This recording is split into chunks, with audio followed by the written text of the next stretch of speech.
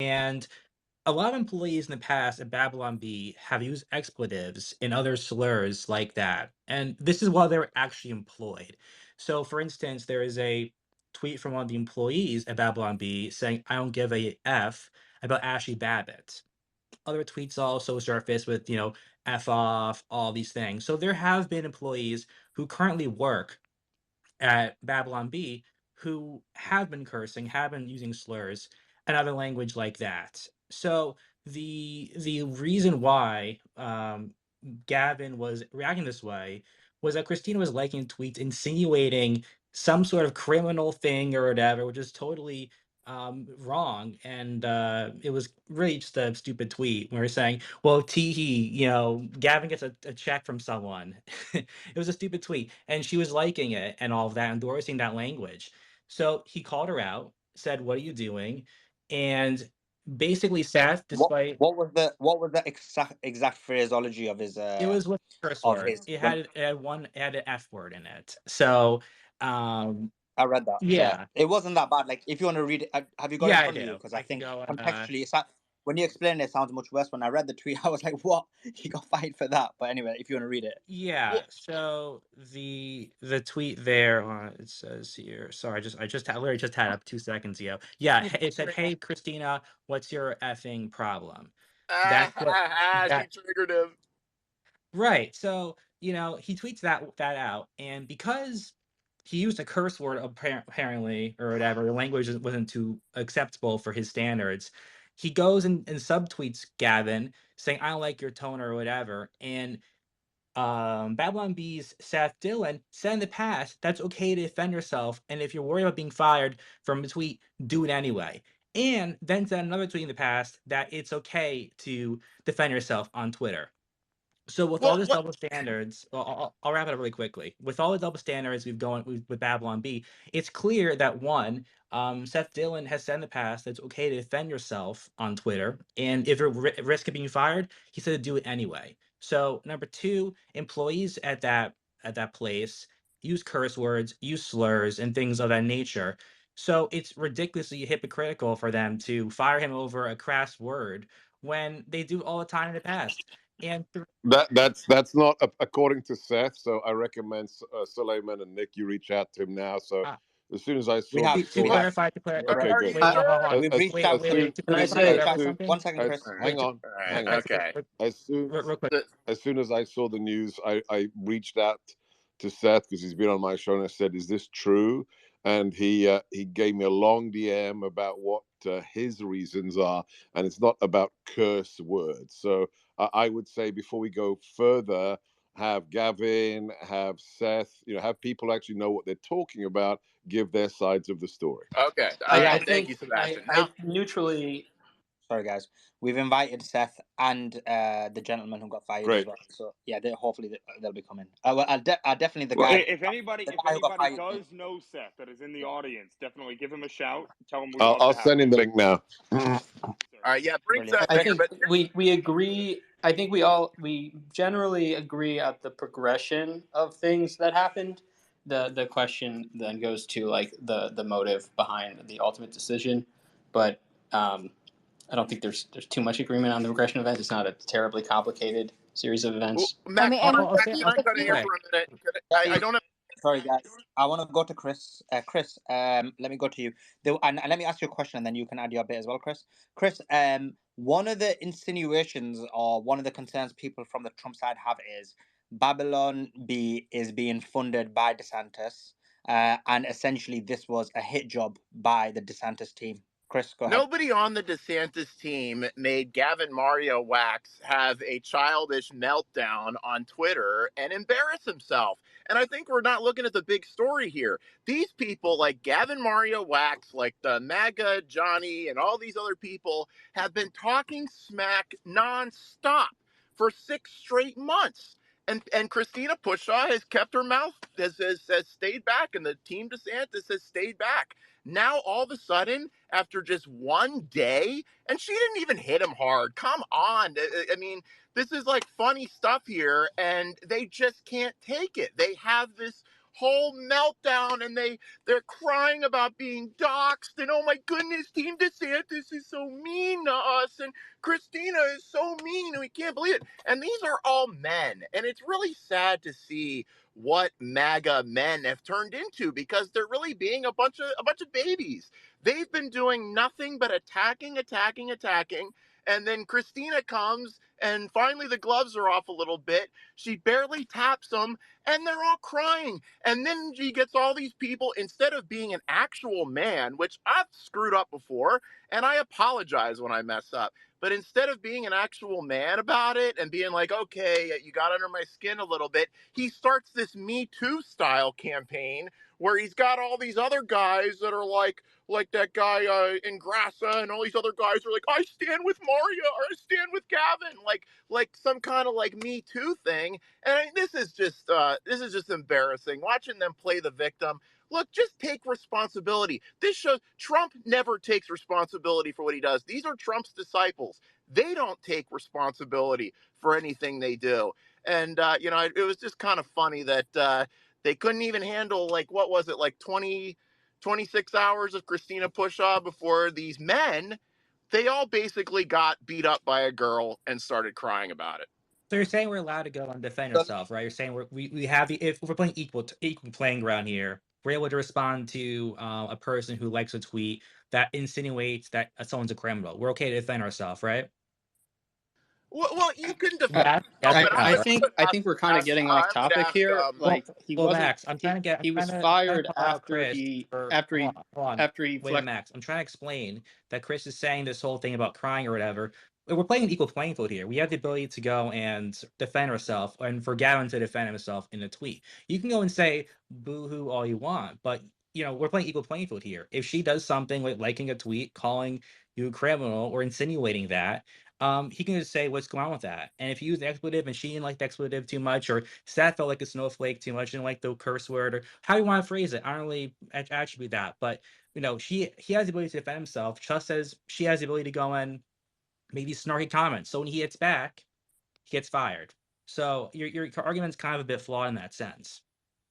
Unless Well, we're not playing equal playing I field. yeah, I agree. mean, Max, let Let's me bring find Chris out one why he second, got bro. One second, fired. Chris. I need to go to somebody else. Max, let me ask you this, because you were basically the star point of this issue. I mean, I don't understand Chris's argument, because essentially this isn't someone being able to take it. If anything, wasn't this a case that essentially the guy who defended himself, he used a slur word, but essentially he got fired. So isn't it that the DeSantis camp are more thin-skinned, and they don't want anyone to say anything to them? If they do, you Well, get fired. so here's what happened. And again, you can't Who's read thin Seth Dillon's skinned? mind. You can't read Seth Dillon's mind, but like the progression of what happened was that Gavin said what he said to Christina. Seth had to cut it out, and then Gavin quote tweeted Seth and said something aggressive. I don't That know. happened afterwards, though, didn't it, Max? But Because no, but Max, that didn't I'm not happen. saying that this is. No, but Sorry, go ahead. Max, sorry, that didn't happen, did it? What happened was, I know your incident happened first.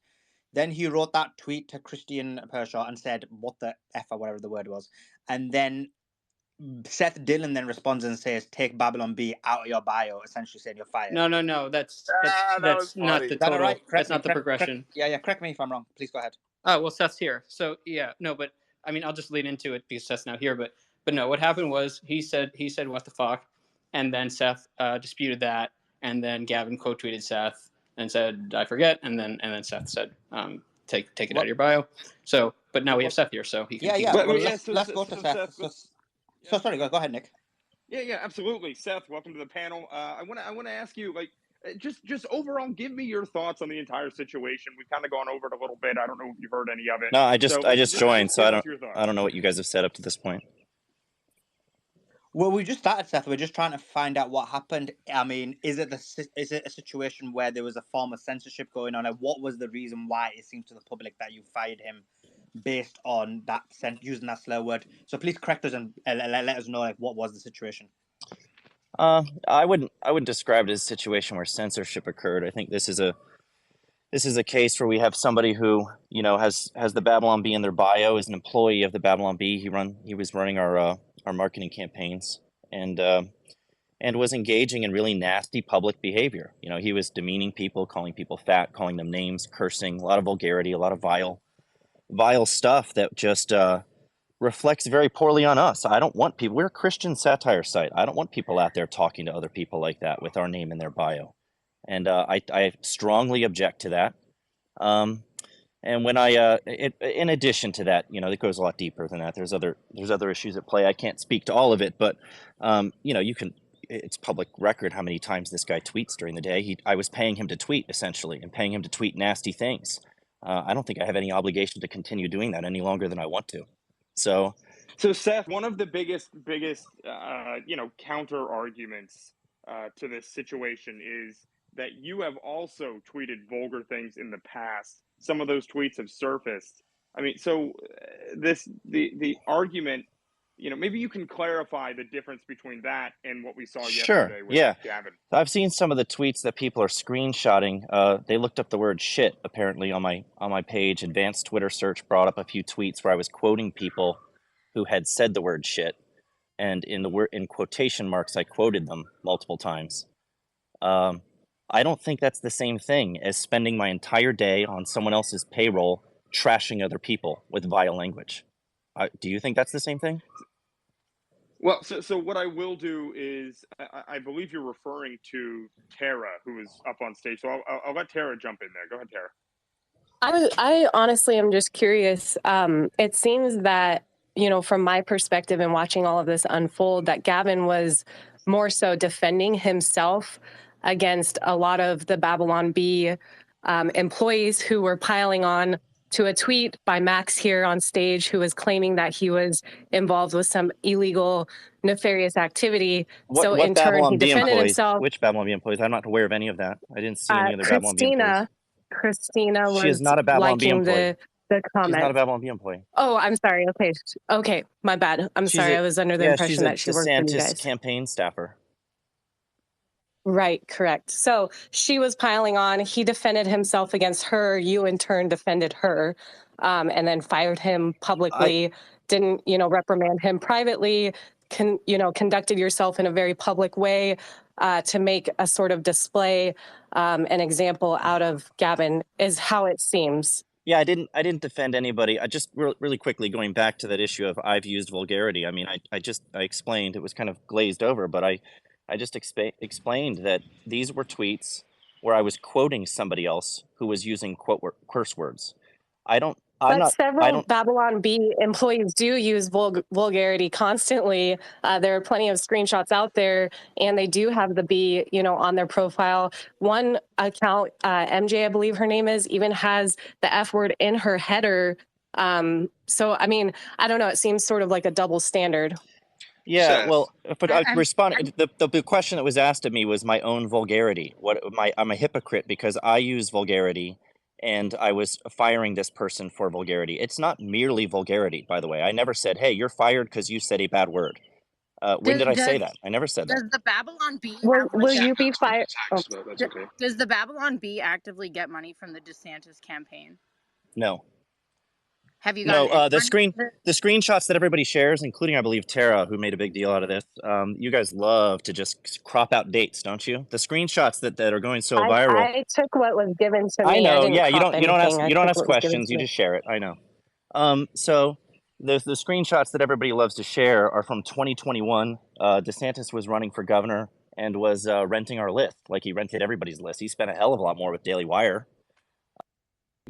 But here's the thing. It's turned into this big story because everybody cropped off the dates and is suggesting that we're actively being paid by DeSantis to promote DeSantis and tear down Trump. Look at our website yesterday. We made fun of DeSantis twice just yesterday.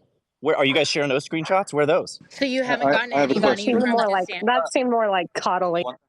One second, guys. So Seth, I've got a question for you because the issue is this. Like, we saw the tweet that he did where he said, "What the F, Christina."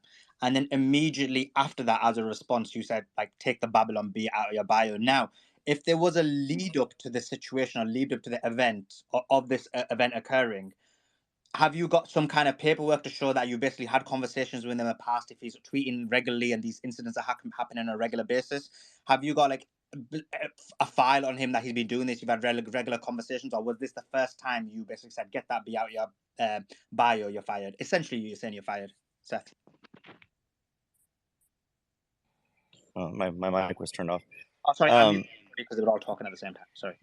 Yeah, I'm not going to get into a lot of the nitty-gritty details of a personnel matter. You know, I'm going to talk about what's happened publicly, and that's all I can talk Why about. did And you? I don't think my lawyers would advise me to talk about anything beyond what's happened publicly. I think But Hey guys, there I is gotta run. there has been, as I mentioned, it is If public record. Gavin You can go. I'm still talking. I I'm still have one talking. last question I'm still for Seth. Mario. Can I Let continue to? Seth finish. Let Seth finish. Yeah, I'm gonna let Seth Tara. finish. Seth, go ahead, please. You can unmute your mic. Yeah. So, like I said, it's very public how often he was tweeting. You can go look at the kinds of things that he was saying. I mean, clearly this was not a single tweet that I was objecting to, and I never said I was objecting to a single tweet. So, you know, a lot of people are reading into things and they're making things up and they're sharing stuff that just isn't true. So I'm happy to kind of clear the record on that, you know, and I'll be very forthright in answering questions that I can about what happened publicly, but not, you know, the details of an ongoing personnel matter. you did say If he was, Ontario. excuse me, if I could just ask one thing. If he was a DeSantis supporter, would he have been fired on the spot, very publicly on display the way you did? Oh, sure. Nonsense. Yeah, his behavior is vile. I don't care who he supports. Like I said, I tweeted about this. You guys can see my own Twitter page. I don't care who you vote for. I don't care who you support. I don't even know who most of my employees vote for. A lot of them, I'm sure, voted for Trump. I know for a fact a few of them did. Several of them are libertarians and didn't vote in the last election. I don't give them a hard time about that. I don't consider them betraying Trump or betraying DeSantis. I don't care if who he votes for or what he says. If he's out there behaving in a way that is just vile and disgusting and reprehensible with the Babylon Bee in his profile, I'm going to find that objectionable. And I have every right to. I think you would too if he was representing your corporation. I mean, it's ridiculous. We are our tagline was your trusted source for Christian news satire. And we have people out there calling, you know, Jenna worked for Trump a long time ago. She represented him. You know, he's calling her fat, thrice divorced and overweight. He'd never touch her. You know, like that kind of stuff is nasty. I don't want people like that representing me. I hope other employees will be held to Do any the other same women feel the standard. same way? I mean, do other women here? Like, do you think Jenna that that's... Ellis went around calling Carrie like a grifter and saying her keynote speech at CPAC was lackluster and cringe. So Jenna I wouldn't Ellis does put not work Jenna for me, and I'm on not the defending Jenna It's not Ellis. the same. She doesn't work Wait, for me. can I say something? These are men. These are men bullying women. Okay, and this is what Can I please chime in here? One second, guys. And Chris, please. I need let's finish this bit. Chief, did you have a question? Because I think Chief, you brought up a thread where other employees of Babylon Bee had made similar comments. Is that the case? Yeah, so here's the thing. So the issue, what I'm saying is a bit of a double standard, is there are employees that were working at your place at the exact same time. You know, they were working at your place. They had Babylon Bee. One of them was employed in March 2021 and said, I don't give a F about Ashley Babbitt, talking about that. So I have the receipt here too, and the tweet's still up. You can go look at it for yourself. The tweet itself from Morgan says, I don't give a F about her. She was warned many times not to proceed forward or she would be shot.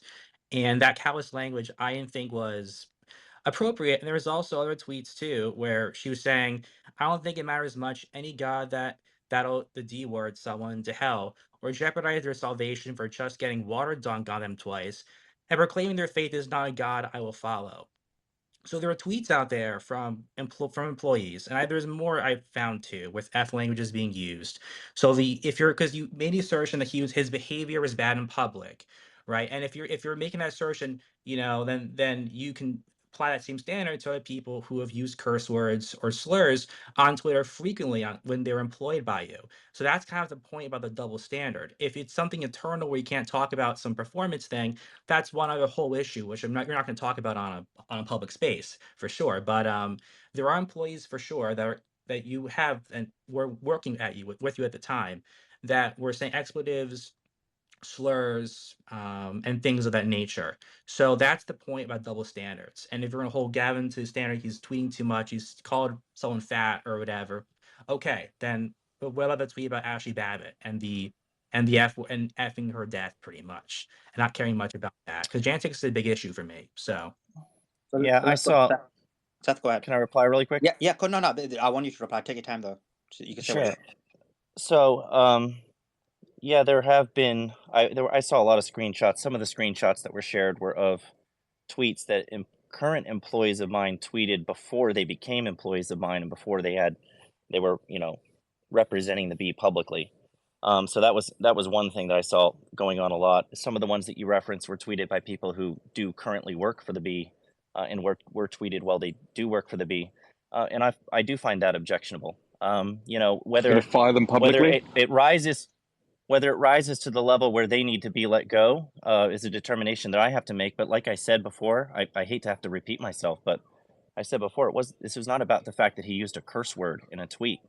It goes way deeper than that. I mean, this is a pattern of a person who spends his entire day attacking people online with vile and vulgar language, and with the Babylon Bee in his bio, and it goes far above and beyond anything I've seen from other employees of mine. But there is a conversation to be had about how people with the Bee in their bio who work for the Bee represent themselves online, and we need to start having those conversations apparently internally. So the question, but here's the thing too, because you said there's a long pattern of this. You're kind of making a statement that Gavin's been on Twitter a lot and he's tweeting this stuff out.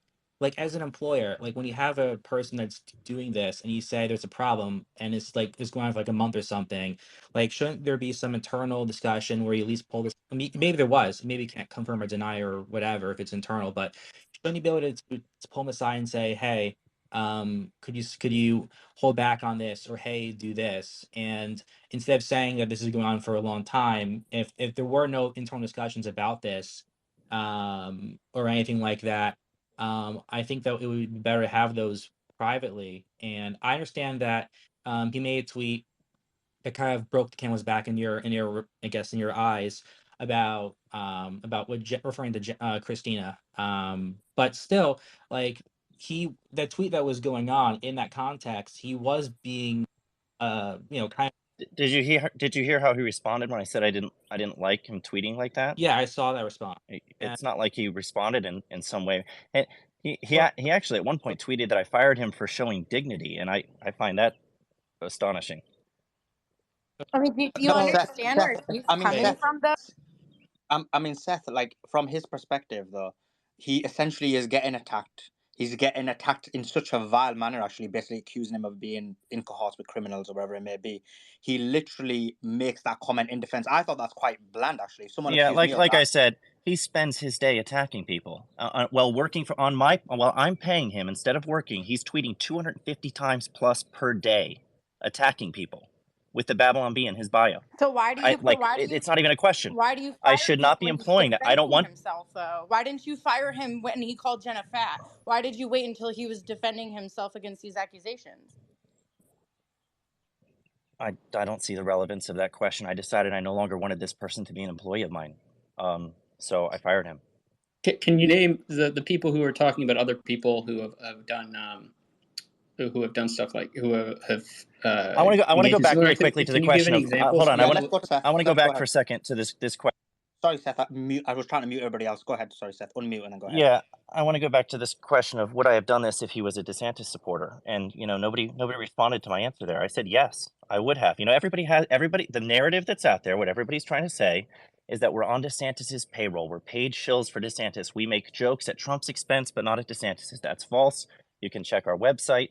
We make jokes at DeSantis' expense. I would have fired him if it was a Trump person that he was attacking from the DeSantis side. I don't care. This was not a political move. It had nothing to do with this person's politics, nothing whatsoever to do with that. It has to do with the fact that I don't like how he's comporting himself and conducting himself in the public eye with the B in his bio. And that's my decision. That's my decision Seth, do alone you to think make. this would have been maybe more, because it looks like this is a little bit of a PR nightmare right now too. If you could go back, do you wish you would have handled this privately, even if you did fire him on the spot? Do you think that would have been a better way to do it rather than have this firestorm? I'm assuming you didn't see that coming. This has happened before with other people I've had to let go, and their behavior after they were let go only validated that the decision was right. So, and we came out stronger and better for it on the other end by not having them on the team. So, no. But Seth, like, do you understand from people's perspective? You basically fired him publicly in a specific context where he's defending himself. Like, I understand if he was attacking someone, or you've got a zero policy, like you're not allowed to say mean tweets. I don't think the context matters. I think that the pattern of behavior was there, well established, and I'd had enough. I don't think the context Did matters. you But wait, but hold what? But how does the context not matter? The context is everything. Like when you do something in a specific context, that's actually what matters. And in this context, he was essentially defending himself. Like if he was actually being violent in this context, being abusive, proactively in this context, I think people would have been less shocked. But How many? essentially, I want you to go back and look at his 250 plus tweets he sent the day before. How many times was he defending himself versus insulting and attacking people with nasty, Yeah, vile but you language? waited to you, fire you Count tell him them. when me, he was you tell defending me, you tell me, himself. Seth. That's the I mean, you tell me, Seth. Like when you've gone through his tweets, like Guys, what number? this is the shifting of the goalposts. It's like 1 minute it's okay, you're working on behalf of DeSantis. Now you're nitpicking like the context and whether he was defending himself. What's the real problem? What's the real focus on Seth, one do you problem and remember? stick to it. Seth, do you remember saying if you're afraid you might get fired for speaking your mind, the solution is to speak your mind anyway? If no one is willing to take that risk, nothing is going to change. Yes, I realize this is easier said than done. Courage is always more difficult than cowardice. That goes without saying. Do you remember tweeting that? Yes, I do, and I still believe that that's an awesome tweet. Very brilliant. Yeah, I do too. I agree. And that's why you've gained so much support, and your being banned and censored by, old Twitter was a big reason why you guys gained so much Do support. you think Also, that as based on what Trump I've is, described, I'm not done what I've speaking, Seth, just a moment. Also, Trump and his support for you guys. I guess that's why we're all a little bit blindsided by the way you've handled this situation and censored one of your employees who is, an outspoken Trump supporter while defending, a DeSantis campaign manager and also documentation of you guys accepting money from DeSantis. I already said this is not about Trump DeSantis. Why are you going back to that? can I try? Well, because As you did say if let you're me afraid you address might the get tweet. fired for speaking your mind, the solution is to speak your mind anyway. And is that not Right, what right. Gavin did? No, it's not what Gavin did. Gavin was a jerk all day long while I was paying him to do work for me. He was tweeting. I was paying him to tweet mean things to people while representing the Babylon Bee. Yeah, That but is you not the chose same as to just saying. fire That is not the him same as when just he speaking your mind. defended himself. That's what you're He, not owning up to the fact. If somebody's I would gonna never fire accuse somebody for if sharing it. somebody accused you of something that you didn't do, and they did it publicly on a social media platform that is now dubbed the new public forum, like if somebody was accusing you of stuff, are you not going to get defensive and snap back? And to Dr. Gorka's point, like if this is all stemming from Miles Guo, who's still innocent until proven guilty, then he has every right anyway to defend himself.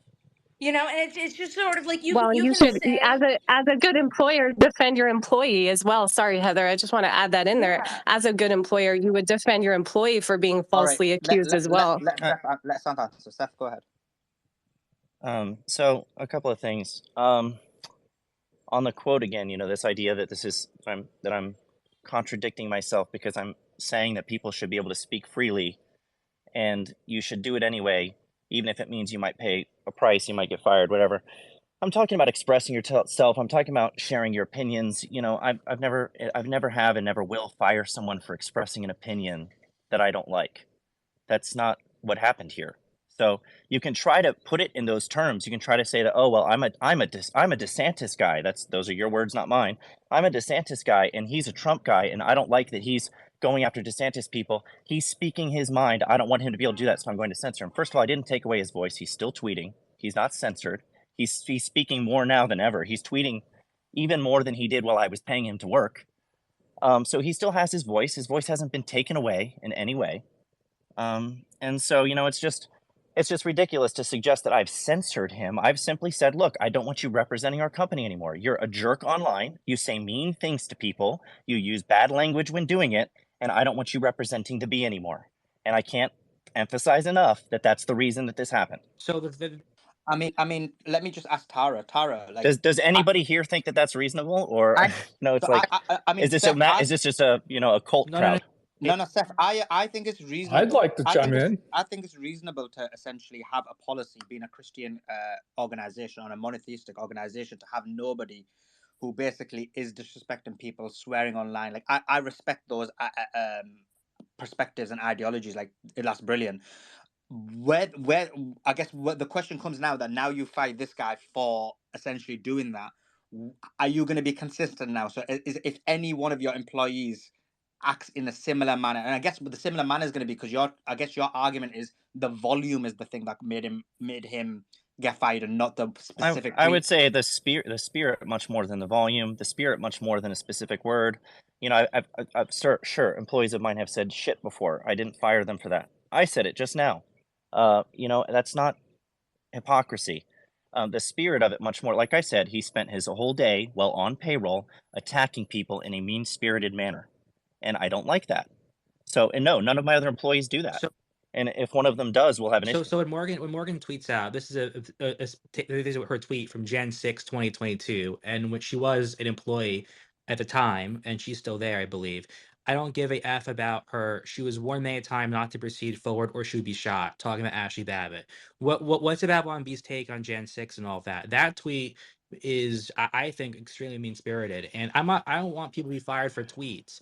I don't want that. But if we're playing the same, if it's the volume, okay, then it's a volume. But you're saying it's the spirit of tweets. So there are tweets out there like that one and other ones from that account that are mean spirited, and they say "f off" to people. You want anything about me? F off.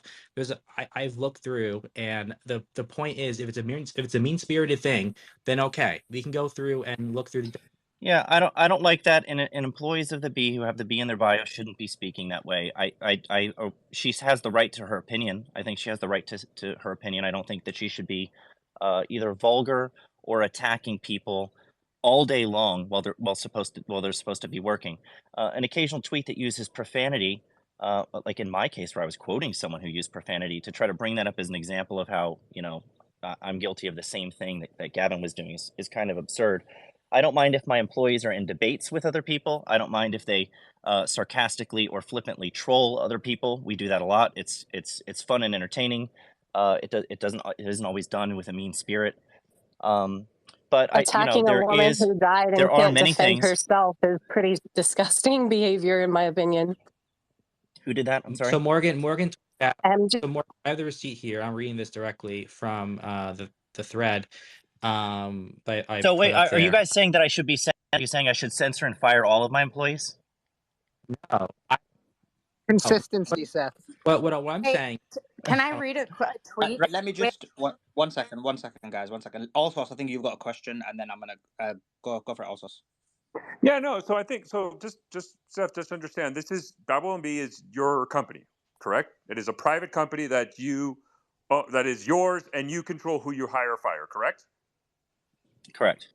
Okay, so I just find it that this whole conversation from people who are all about private business and flipping out. I mean, Seth, as the owner, said this person, because of my opinions, crossed the line that represent negatively my company. As such, that person no longer works, and it's a private company. And if Seth wakes up one day and says, "I want to be insulting everybody," or not, I mean, it's his company. Yeah, I think this comes down to, it's a good point. I think this comes down to politics here. It's, if I had fired someone who is a DeSantis supporter for being vulgar towards some Trump campaign person, everybody that's objecting right now would be cheering me on, and everybody here knows it. So we're not asserting that. We're not asserting this. The point is that we're not disputing the fact you're a private company. You're the boss. You can do whatever you want. You all know it, guys. You all know it. I'm not disputing the fact that you can go and fire an employee. I don't think anyone here is saying you cannot physically do that. You legally are able to most of the time. There are exceptions, of course. But the point is, if you're saying that the mean-spirited tweets are what got Gavin fired, what's more mean-spirited than saying I don't give an F about Ashley Babbitt, who is in Jan 6, like that. Can I? Hey, Chief, let me. You guys are assuming that I've seen all of these tweets that you're bringing up. I don't comb through and dig through and monitor and police my employees' tweets all the time. No one's assuming. That's why we're informing you. The point here is that you had to look for tweets from other people. I think this is the point that Seth's making. You have to look for like individual one-off tweets from other people, whereas what Seth was observing was like a consistent, like daily pattern of behavior, and that was the problem, because like you didn't know about what you were talking about, right? Yeah, and I'm not excusing vulgarity on other people's behalf. Look, if other people are engaging in that kind of rhetoric online with a B in their bio, then I've got a problem with that too. So there are some conversations that need to be had there, sure, but not to anywhere near the extent that we had with this person. Wait. The whole I mean, let me ask a Trump like Tara. Tara, you obviously most likely believe that the reason why the firing occurred is because Babylon B has some kind of relationship with Ron DeSantis. I mean, am I right to think that that's your feeling?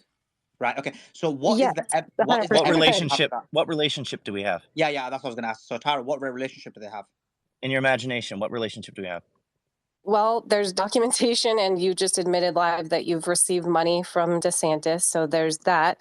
Has Trump given you guys any money in the past or ever? I told Trump that he could one up DeSantis by spending twice as much with us, and I would welcome that. Well, then maybe you would have kept his supporters on your payroll.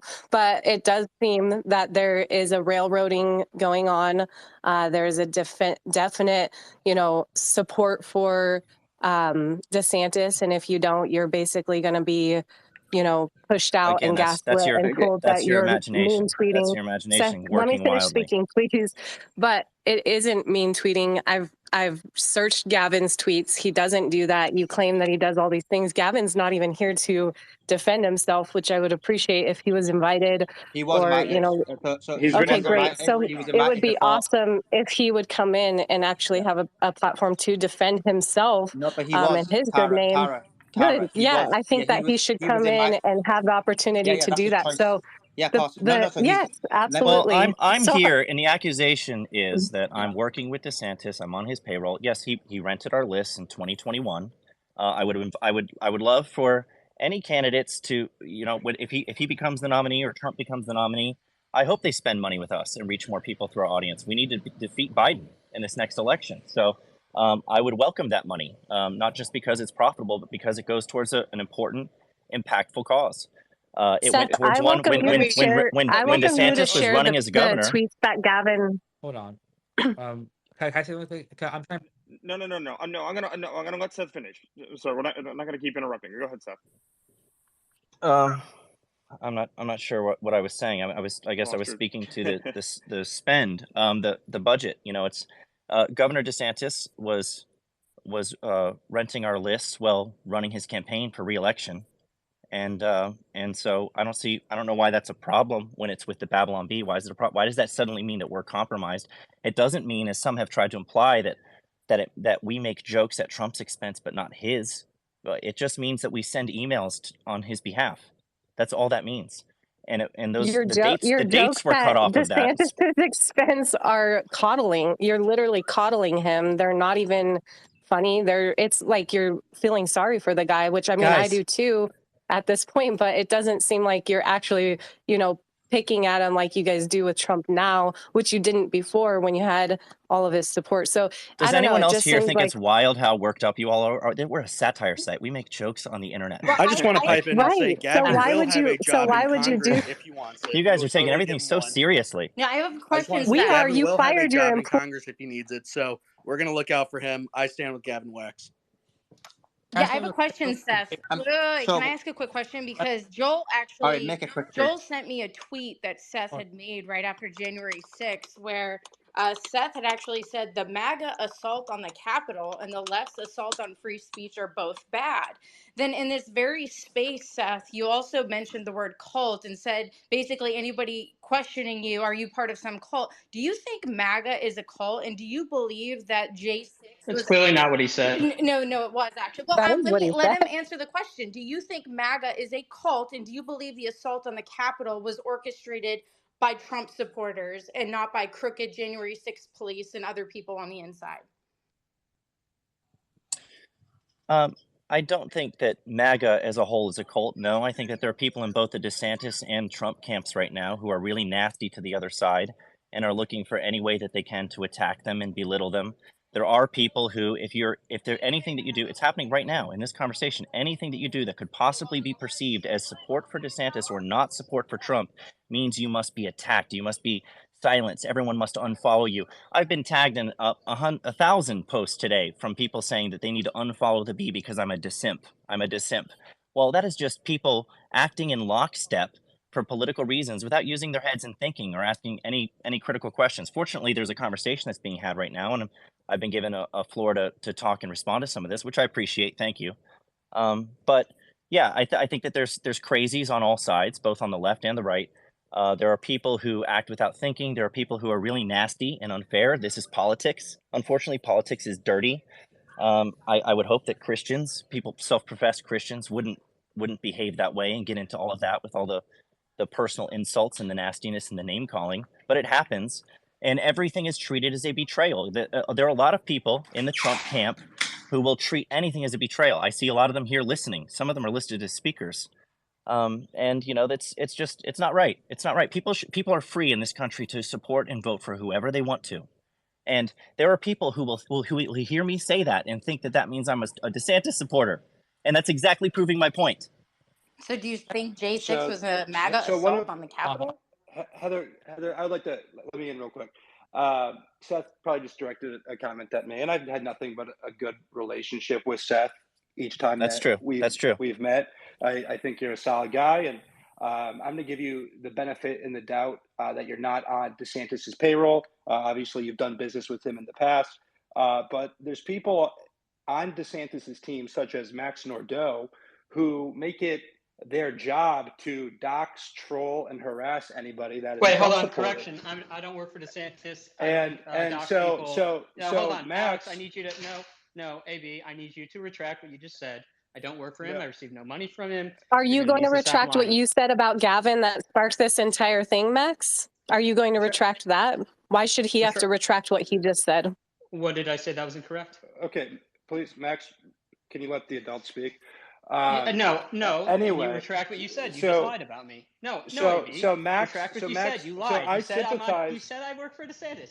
I do not pay sympathize by with DeSantis. Seth to an Would you extent. like to? Okay, yeah, we can't have people talking over each other here. I'm gonna let Alex finish. I will let you defend yourself, Max, but I gotta let Alex finish. Go ahead, Alex. Thank you, Nick. But I do sympathize with Seth with the screenshot of the crop payment dates. You know, Team DeSantis likes to throw out this screenshot that I was paid $35,000 by Save America PAC in 2022 for projects related to different midterm election races. Had nothing to do with 2024, but Team DeSantis calls me the $35,000 man. In reality, they should be calling me the $3,500 man because after expenses and profit margin, it was only 10% in profit margin off of Save America PAC. So I've never been paid by President Trump to support him. That's a dishonest talking point that comes from the DeSantis camp. And Seth, I know that you're friends with Jenna. I think that you've privately expressed your distaste for some of the comments that I've made towards your friend Jenna to mutual friends of ours, and you ultimately unfollowed me on Twitter because of that. But Jenna has been spreading vicious lies about Trump supporters for many months as well, and she goes unchecked. And so for about a year and a half, DeSantis had this influencer army that was lying about Trump, attacking the MAGA movement. And about 7 months ago, Trump supporters started fighting back, and people don't like it anymore. And so I think Gavin Wax is a good guy. I think he deserves the benefit of the doubt. And Seth, knowing you, I'm going to give you the benefit of the doubt as well. But it would be a lot more believable that this wasn't related to politics if Team DeSantis hasn't spent the last many months calling people's employers, flagging tweets of random people to their employers, calling clients, including clients of mine, encouraging them to end business relationships with me. And so the way that the Team DeSantis acts is in a very mob-like fashion. And so, you know, it's very disappointing that you're in the middle of this now, that Gavin's in the middle of this now. I think this could all be avoided if Team DeSantis wasn't so nasty. Yeah. Okay. Let me just respond really quickly. I mean, Alex, you and I have only ever had positive interaction. I don't think we've ever had a negative interaction. So I agree with that. I don't like seeing a lot of this stuff, this constant fighting, the accusations all day long, the political infighting that's going on from one side, lobbing bombs over at the other. If I unfollowed you, it's because I just don't like seeing that all day long. I could have muted you, I guess, but I don't like that. I didn't like it when Gavin was doing it either. I mean, ultimately what it comes down to is, this idea that DeSantis team has this mob mentality, whatever. The Trump side has that too. You guys do that too. It happens to me. I'm on the receiver. You said you empathize with me. Well, it's happening to me too. It's not right when anybody does it on either side. I don't condone it on either side. Jenna doesn't work for me. I wasn't defending Jenna in any of those comments. I was addressing the behavior of a specific person. So it's the conversation about. Sorry, I got dogs coming out here. The conversation around which side is worse is not interesting to me. I voted for Trump multiple times. The country was better off when he was running it. I'm good friends with people in the Trump family, and so this idea that I view MAGA as a whole as a cult, and I'm on DeSantis's team is just silly. I'm not bought and paid by DeSantis. I don't know why this is such this whole like I said Can I before, the ask you Babylon then, Bee is a Seth, because satire site. We make jokes at everyone's expense. This idea that we're really hands off with DeSantis, but we go really hard on Trump. Like Trump is a fun guy to make jokes about, and he's always had a good spirit about it. We've been friends with the Trump family for a long time, and he's loved the Babylon Bee for a long time. So nothing has changed from our end in terms of our stance towards Trump or his family or his team at all. I'm talking about the behavior of specific individuals. So we can give. there are guys, documents claiming that you get paid. 1 second, Tara. Just to clarify, we have asked Gavin, because someone mentioned it earlier, we have asked him to come on. We actually invited him before we even invited Seth. He said he's going to try and come on, so he has been given the opportunity to give his side, and it's up to him if he wants to turn up or not. I don't know that it would be appropriate for he and I to be going head to head in here. So when he gets on, I can get off and he can say his piece. Yeah, I just wanted to ask really quick in regard to the payments that you received from DeSantis. There are documents that Laura Loomer has shared saying that it was more than just a list rental, that it was that you were being paid for consulting and speech/joke writing. Can you confirm or deny that?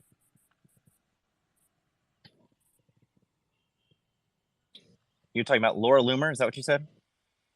I'm talking about, more importantly, I'm talking about the payments that were received from Ron DeSantis. You claim it was just for list rentals, but she claims that you told her via text message, and there's documentation here that it was more than that. It was also payment from DeSantis's PAC for consulting and speech/joke writing.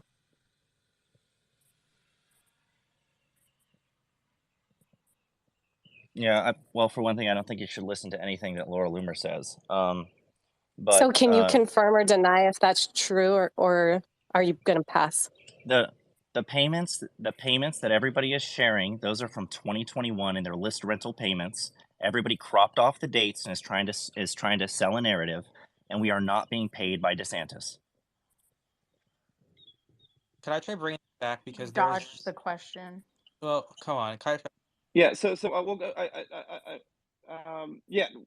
Go ahead, and then I'm going to go also after that. Go Okay, ahead. yeah, because the couple points that were being made before about what we were saying and insinuating.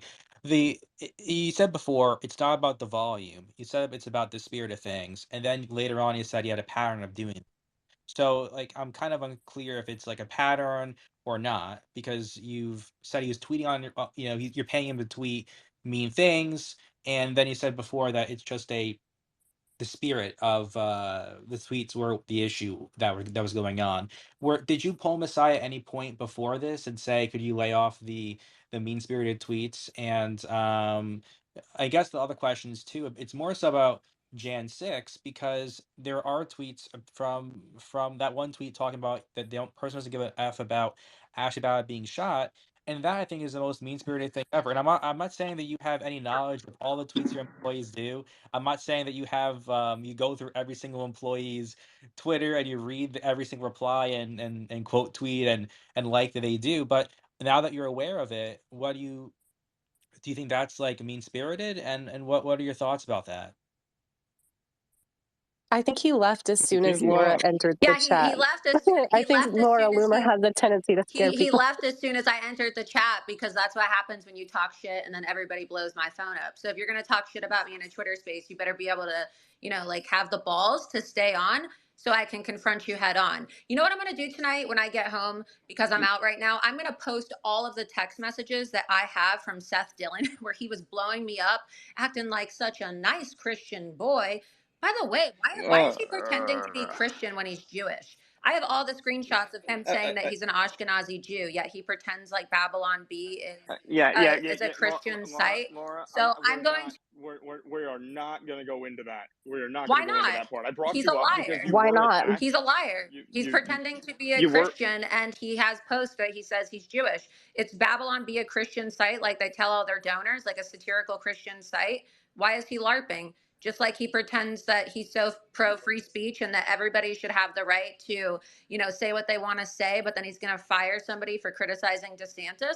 He lost his shit. I was in California at the time when I broke the story about him receiving money from DeSantis.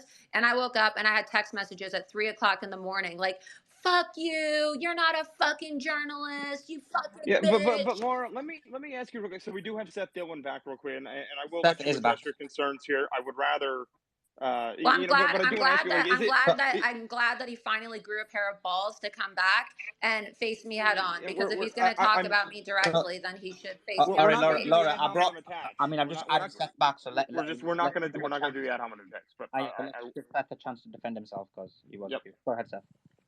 Yeah, sorry guys, I have a pretty bad connection, and I'm about to be heading into a dinner, so I can't stay much longer. But I wasn't bringing up Laura Loomer. Someone asked me about her, and I don't know what I missed. You said that nobody should listen to anything I said. You said no one should listen to anything Laura Loomer said. I mean, it looks like but we're not going to do ad. It looks like President Trump. It looks like President Trump listened to what I well, said. I think Laura, right? I think he even posted the receipts that I exposed. Right? It looks like President Trump listened. Meanwhile, you were trying to stab him in the back when you were having dinner with him while not disclosing the fact that you were on DeSantis's payroll. I mean, why don't you talk about that? Was that before or after he unhired you? Oh wow! I'm not sure what I'm not sure we're what going to do ad hominem attacks. I'm not sure what I'm responding to. President Trump never unhired me. He hired me in his office, and then disloyal leakers and staffers decided to run to the New York Times to plant a hit piece about me. So I don't know, like you're trying to celebrate cancel culture and hit pieces by Maggie Haberman. Is that what you want to talk about, Seth? Because as far as I know, I'm incredibly loyal and effective in my support for President Trump, and I think I'm the person who he ended up getting those expenditure reports from that show that you received over $21,000 from DeSantis, and then you photographed yourself at Mar-a-Lago with President Trump in an effort to make it seem like you're a Trump supporter. And then what? You're just not going to tell President Trump in his own home that you're working for DeSantis? So yeah, make fun of me all you want, but I sleep well at night knowing that at least I have my integrity and my loyalty. I mean, Seth, go ahead, respond. I'm not sure what there is to respond to. I mean, Laura's one of the people that I was talking about before, where all day long, all she does is talk about how she's loyal Loomer, she's loyal to Trump, she attacks anybody that she thinks is not in Trump's camp. She's hostile and she's nasty, and I don't follow her for the same reason I don't follow some other people who do the same thing. I'm not hostile and nasty. I'm just factual and truthful, and you can't take one second, guys. I just want to ask something to Seth, which you mentioned, and I do think he needs a chance to respond to it. One of the things Laura said when you dropped was that essentially you are not a Christian. You're basically using it as a grift to be able to get donations. You're actually Jewish, and so this is a lot of it's a scam. So I think you do need a chance to respond because this is a major space, like hundreds of thousands of people, maybe 400,000. I think that says a lot more about her than me. On my mother's side, my mother's Ashkenazi Jewish. I'm like 60-something% Ashkenazi. So by blood, I'm Jewish. According to Jewish people, I'm Jewish. But I'm a Christian. I believe that Jesus Christ came and died for our sins and rose from the dead and paid the price for them that we can't pay ourselves. And for that reason, I have saving faith in Jesus Christ as my savior. I don't know why she would attack my religion. I don't know why that's relevant to anything. I'm not attacking your religion. I'm just reading your direct tweets from Twitter. I just said it's really interesting how he says he's a Christian, but I'm looking at your tweets right now. I just wanted you to clarify. I mean, if you converted, then that's your choice. I have no criticism for that. What does this have to do with Gavin and the topic of this forum? Who's running the forum? No, I was just pointing it out. What did my tweets say that's inconsistent with my Christianity? I said I'm Jewish. I mean, Jesus was Jewish. The Apostle Paul, who wrote Wait, so half the New are you a Testament, was Jewish. messianic? So This are you a messianic this is Jew? really All right, this sleazy. is not. It's not. This It's not relevant. This. Like, look, the only reason I brought it up was just to give Seth a chance because it would have made his organization look really bad, and so he had a chance to basically correct Is his it bad position. if I'm Jewish? No, that's No, not bad. I'm But Jewish. I don't if have she a made the problem with it. accusation, I I'm mean, Jewish she's Jewish as myself. well. I just think it's She made interesting the because accusation that you were grifting. You see, so no, that's why because you have That's to. awful. Babylon. What a sleazy No, thing. because God. Babylon B is constantly talking about how it's a Christian site and you don't use profanity. And one of the things that people were saying so is so a like, Jew oh, can't work there? Are you saying a Jew can't work at a Christian that's not what company? I said. That's not What are what you I two said. say? I What are said you that So what saying? what are you? What are you saying? Gavin Wax is Jewish from what I understand. So my point is I just think that Babylon B presents itself in a way that really isn't consistent with like the brand you guys are trying to sell. Like And whether how it's is that? How do we present And ourselves? well, okay, so today, and so you said in response to Gavin, right? You said, "Oh, that's really not acceptable. You can take the B out of your account now." And then I'll just read you one of your other tweets, since I'll pull it up for you, and you can see how inconsistent this is. You constantly talked about censorship and the woke virus and how people shouldn't be banned. You said in a tweet posted on August Yeah, we already went over 16th this. of We went over this before 2020, you joined. if you're afraid you might get fired for speaking your mind, the solution is to speak your mind anyway. If no one is willing to take that risk, nothing is going to change. Yes, and I don't know So what that has to do with my Jewish heritage or my Christian faith or the firing of Gavin, who was fired for his I'm conduct. not criticizing you for being Jewish. I'm Jewish myself. So that's you're trying to play victim card right now when I simply pointed out the fact that you said you're a Christian, but then I read your post that said you're Jewish. So I was just wondering which one was it? Laura, can I ask you What a guys? What's question? going on? Actually, Is anyone else confused? this is yeah. Yeah, I So think. actually, Look, Laura, I actually want to ask yeah. a question. One Let me second. ask this question to Go ahead. Okay, so the issue is argument that I was this. trying to ask earlier about I Seth, mean, it's right? irrelevant. I Because mean, of the the whole only reason I brought it to Seth was just so he had a chance to clarify. One second, Yeah, also. we really don't need to talk about Coming, it more. I just simply yeah, was that's not pointing out relevant. Laura, the bit. inconsistencies. One second, Laura, 1 second. We've covered some of those texts you said. So if you've got something different to essentially ask in terms of I some of don't have Seth's Yeah, text, anything you'd be else to just so she can ask. hear my response to the I don't have inconsistency. anything else Laura, to let me ask. respond. I came on to Yeah, defend myself because people said that you shouldn't listen to anything that Laura says. But as far as I'm concerned, I'm the one that broke the story about your expenditure reports. So I broke the story in February. So this isn't really new information. Like I said, there are several news publications that picked up the fact that, I reported on it, and then President Trump even posted it on Truth Social. So I think that I have a right to comment on this since you were talking about me and said that people shouldn't take anything that I said seriously. I'm the one that dug up those expenditure I reports. don't. So. Okay, let me respond. Let me respond to a couple of things really quick. So the inconsistency was already dealt with. This is not an issue where someone gave an opinion and I didn't like their opinion, so I fired them. This is an issue of a repeated pattern of conduct that, I don't want somebody who is behaving that way representing my company with our name in their bio.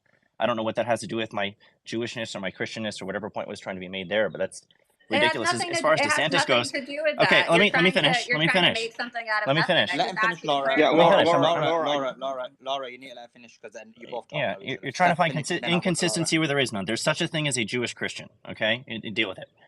Now the other thing, this issue with DeSantis, I was recently at I was asked to speak at a press conference for DeSantis. He was announcing his digital bill of rights, and he asked me to speak about our experience with censorship, and I gladly did that. I'm happy to coordinate with my governor. I think he's a great governor. I like DeSantis a lot. I think he does a great job here in Florida. I think that most of the attacks that are lobbed at him from Trump's side are off base. And I have a lot of respect for him. I think he's done a great job here. So I've been proud to work with him in whatever capacity I've been able to. It's same with Trump. When Trump invited me to Mar-a-Lago, I was honored. It was one of the greatest nights of my life getting to go there and have dinner with him. That was so unbelievably cool. And I proudly posted a picture of it. And I proudly posted that I was with DeSantis. I'm not ashamed to be affiliated with either of them. And I think it's insane that everybody acts like you're betraying one or the other of them by liking either or the other one of them. It's just absolute madness. You guys are crazy. And I'll make fun of you on the Babylon B for it.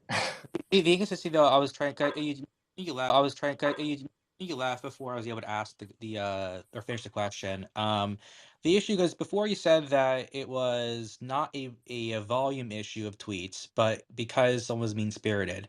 And now you're saying it was because of the volume, but you referred to in the past of a pattern of it. So you said before that's not the volume, but now you're saying it was the pattern for it. And the other point also was they were talking about mean-spirited things. No one here is claiming that you read every single employee tweet and every single employee reply and every single employee retweet and quote tweet or whatever they do. We're not asserting that, but what we're talking about though is when we have examples of this that we bring up and show you, that's kind of how we want you to respond. Because we're not Guys, going to. okay, nobody here cares whether I'm consistent in enforcing our employee rule book. What you guys care about is whether or not somebody you can find an excuse to smear somebody as pro DeSantis and tear them down. I And never. that's ultimately why everyone's up in a frenzy about this. It's why you've got all these people who are like, I'm with Gavin, I'm with Gavin. This was a personnel matter.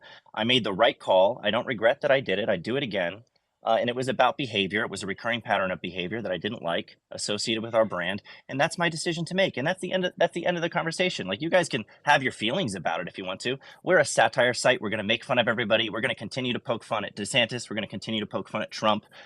If any of them want to pay us for list rentals, great, we'll take it. I'll take twice as much from Trump as I took from But DeSantis. it's not a list rental, Seth. Like, you even told me in the text message that you're a consultant for DeSantis. I have those text messages. You said you could consider us speechwriters for DeSantis. We help him find funny angles. So you're trying to tell people that this is about list rentals when you actually said that you are a speechwriter for him. So what is it? Are you a speechwriter or are they list Yeah, rentals? so Like, it's not what you told we had me. a non-confidentiality agreement with and I had an off-the-record conversation with you that you leaked, It where wasn't. It actually was never off the record. I have the entire it text was. I thread, and asked if never you were once did I speaking to say me as a off the journalist or record. not. So I was trying to Yeah, determine and if I we were said on the yes. record or I not. said You did yes. not. I said yes. It's in the text, but whatever. Everybody's going to see the truth when I post them later. It's fine. So go on. You better not post our text, Laura. That's unbelievable. I can post This them. is, I can post the text messages. They're not confidential text messages. Like, people deserve to see it. If you're being honest, you shouldn't care about people seeing the text I messages. am But you're not being I am honest. being honest. I think it's wrong for you to have leaked the conversation in the first place when I asked if you were engaging me as a journalist or as a friend who had questions. I I asked told you that you as a question. journalist, we're not friends. We're Can not I say friends. I We've think never it's like really hung out. awesome though that Seth is at least up here taking these Q&As. I give him credit Yep. for that. You should give your boy Ron some notes because I heard he likes to read from scripts.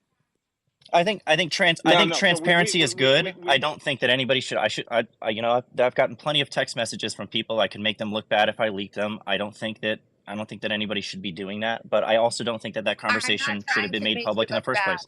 Wait, As far as I'm not trying to make you look just bad. I'm just to that, trying to like actually get the truth out there wait, because you keep saying list yeah. rentals when you specifically said you write speeches for wait. DeSantis. That's The different. thing. Wait, hold on. The thing was because Seth, you made an assertion about me. I never, as of right now, I've never said anything about you being pro whatever. You've never heard that in my space or out of my mouth right now, and you can I look don't know at the. who's speaking. I'm sorry. Who's Yeah. speaking?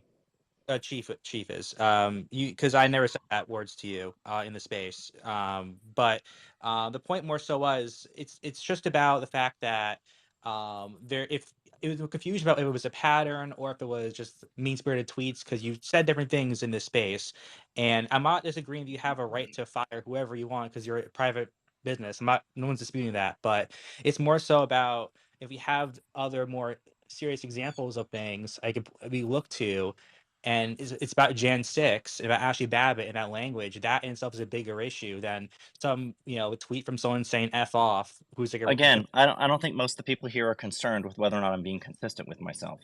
I mean, really, you guys have ever spent your whole day talking about and when you're worried about whether I'm consistent with myself? No, but Seth, just to explain that, because essentially what happens is when people think that maybe you have got some kind of biases for DeSantis or Trump, Yeah, then that's what people it's look about. for your Exactly. actions. That's what it's Yeah, about. yeah, of course it is, of course it is, of course it is. And so That's what what I keep people saying. then do is, yeah. And so, but then, in order to find out if you've got that bias, then what people do is look at your actions in other contexts. So if your actions in other contexts are not consistent, then it just adds to their argument that essentially this is a pro DeSantis anti-Trump action. Do you get what I mean? So that's what the argument is. So essentially, that's why people are trying to understand Yeah, why and this specific I don't know argument. why Yeah. we need to have a more detailed discussion other than me saying no, it wasn't. It's not about DeSantis. It's not about Trump. If he had been attacking Trump people from a DeSantis perspective, it would have been the same outcome. How is that not an answer that is satisfactory to anybody here? But Seth, so Yeah. can I ask you a question though on that? Like, so are you, because I think just going a little bit earlier with this whole, I think because speak your mind, woke virus, etc.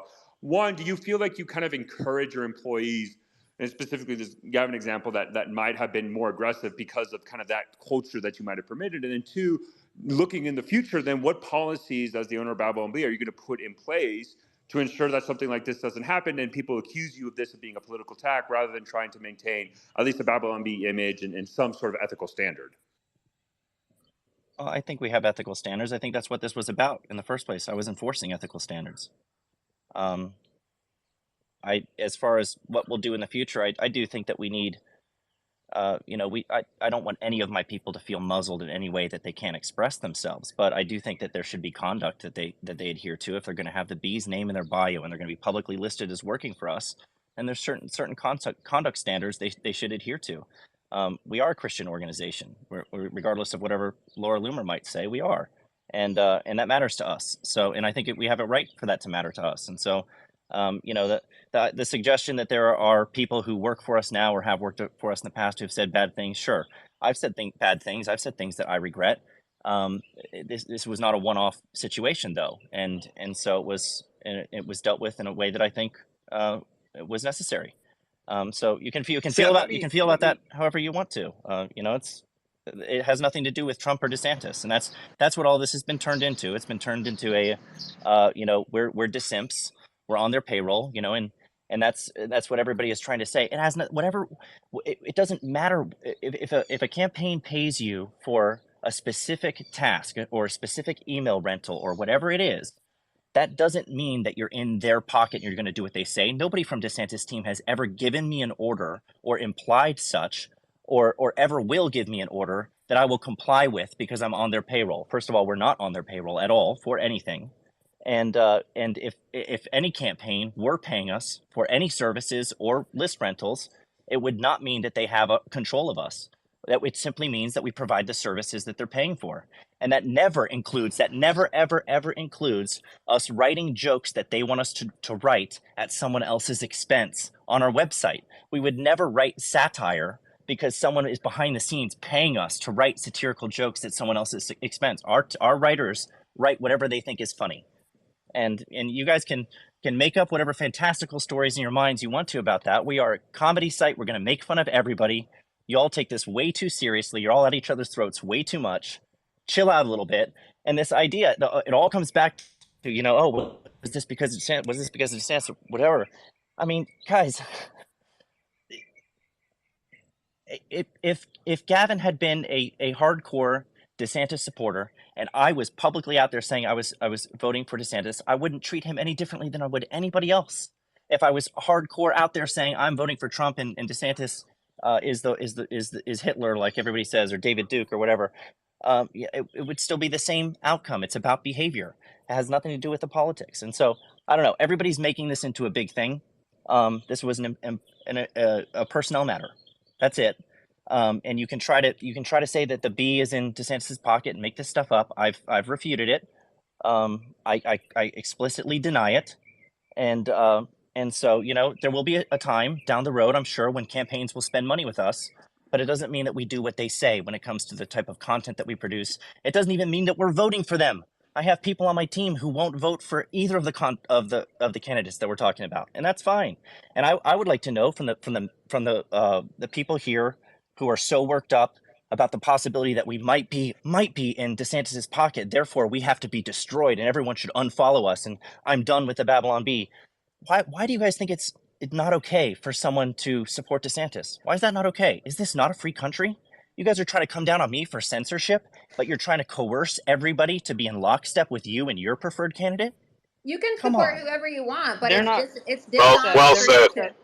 It's They're not mad at dishonest. Thank Well, we you. They're weren't not mad at saying you to for supporting unfollow the DeSantis. They're B mad at you because for you not have. supporting Trump. Yeah, we weren't saying that. It's You just have to. dishonest to say Everybody's that you're not on the payroll. everybody who's piling on is saying that. No. You can find a Yeah. trillion tweets right now. We were trending today because people were saying that. Yeah, and while we're at it, Loomer, you accused Casey DeSantis of faking her cancer. So Max, you're not a reliable source. And Max, you just accused me of being an international heroin dealer. You fucking moron. No, I didn't. No, I didn't. Yes, you did. It's on your Twitter feed. No, I said you yes, were an you unregistered foreign agent. Guys, look, this is not like some personal beef. The main reason is we brought people up to ask questions specifically about Seth. I believe he's answered Yeah, all. I think I've Yeah, answered a lot of them, guys. yeah. I I got to appreciate you wrap up coming because on. my family's waiting for me to join them for dinner. I want to be transparent with you guys. You know, this is a politics is messy, but I hope we can all agree that we love our country and we love our freedom. You know, I'm running my own business the way that I think that I should. Everyone should respect my right to not just run my business the way that I should, but to be able to vote for whatever candidate I want to. And it doesn't mean by saying that I'm going to vote for DeSantis, and a lot of people will interpret it that way. I'm just saying people are free in this country to do what they want, and there's so many people in this space right now, and so many people on Twitter who don't want anyone to be free to vote for someone else. They want to coerce them and pressure them and penalize them if they so much as hint that they might be supporting somebody else. And like it's a big scandal that we've had any relationship with DeSantis. He's my governor. I love him. I've been to the governor's mansion. I've been to events that he's been at. I've been to dinners he's been at. I've sat at tables next to him, fundraising tables. I spent tens of thousands of dollars supporting his campaign. I'm not ashamed of any of that. You're not going to get me to apologize for any of that. And I've supported Trump Sorry, Seth, and continue. I've supported Trump all the way through. So, you know, it's just you guys this false dichotomy that you have to be in one camp or the other, and you're the enemy if you're not. I think everybody needs to grow up, be more mature, especially be more spiritually mature, be kinder to other people, and we'll all be better for it. Got to run, guys. Thank you. So Seth, I just Hey, want to thanks thank for you for coming, coming. Seth. We I do want to say real appreciate quick, it, and I think we need to give you a lot of credit because essentially you have come on here, you've answered a number of questions, and much of them have been emotive. Some of them have even been personal. You've answered every single question, so I do appreciate it. And look, there's going to be like maybe 400,000-500,000 people listening who will listen to this after playback as well. So I think you should be commended, and more people should do the same thing that you've done. So I do appreciate. I'll give you credit for being full on and answering all 100%. questions. I'm going to pass it over to Nick. Though, Nick, go ahead. I think you wanna move on. Yep, I'll say the same thing. Thank you, Seth. Really appreciate you coming here. I have a lot of respect for that fact. I want to shift topics just a little bit here. We'll pivot. We have Mayor Rudy Giuliani on stage as well. He was the former mayor of New York during 9/11. And I want to ask, so what are you thinking right now? I know you've seen it. It's the great Twitter war among Republicans. DeSantis versus Trump. What are your overall thoughts on that? He might actually not be here. He's been waiting for a while.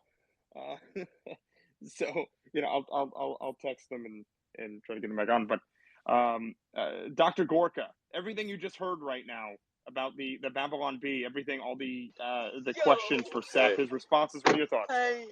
I'll be quick because I'm just picking up my daughter at the airport. I commend Seth. It's America. It's a private company. Even if he's pro DeSantis, so what? That's his choice. And I have to agree with Suleiman as well that this is, a level of transparency you wouldn't get from most CEOs. So I commend him. Maybe there's more to the story, but good for him for coming on the space. And look, at the end of the day, you know me. I'm President Trump's former deputy assistant. I'm going to vote for him. I'm going to rally for him. I'll work for him if he wants me to work for him again. But at the end of the day, this is America. So let's just what did Seth say? Just chill a little. Just dial it back a bit. I have serious problems with DeSantis. I think he's got an honor deficit. But at the end of the day, it's America. And if Seth wants to do that, he gets to do that. Can I respond real quick? Yeah, go ahead, Sure, Heather. go I ahead. just think, because everyone knows, I'm obviously a Trump supporter. I don't care if people support DeSantis. I don't even care if people support Democrats. I'm American through and through. You vote for whoever you want. I think it's sort of unfair for him to be like, oh, everyone needs to chill, because in reality, nobody was boycotting the Babylon Bee or thinking about unfollowing them because they supported DeSantis before. We already knew they were sort of leaning more towards DeSantis, but we also followed him.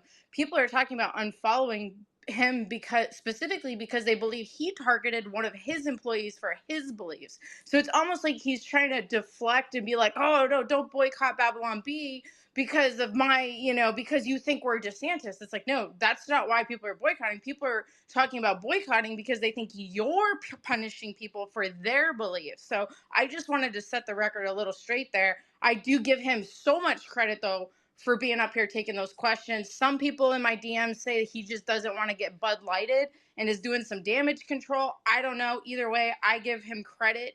I don't think we'd see that sort of live Q&A hot seat type stuff from DeSantis. So maybe he can pass the word along and give him a few notes.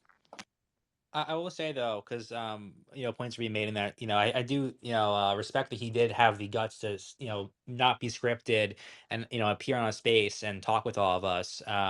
But the issue still kind of stands though, in terms of more about questions like how many times did he talk to Gavin about this? He said it was a pattern, and if this will be if any more enforcement will be happening with other employees who've tweeted out things like that they don't give an F about Ashley Babbitt's death and other some other things that were a bit more even worse than that too. So it's a matter of whether that happens or not. But I do commend him for standing up in the space. But those questions are still a bit unanswered. But maybe have Gavin up here. That'd be cool.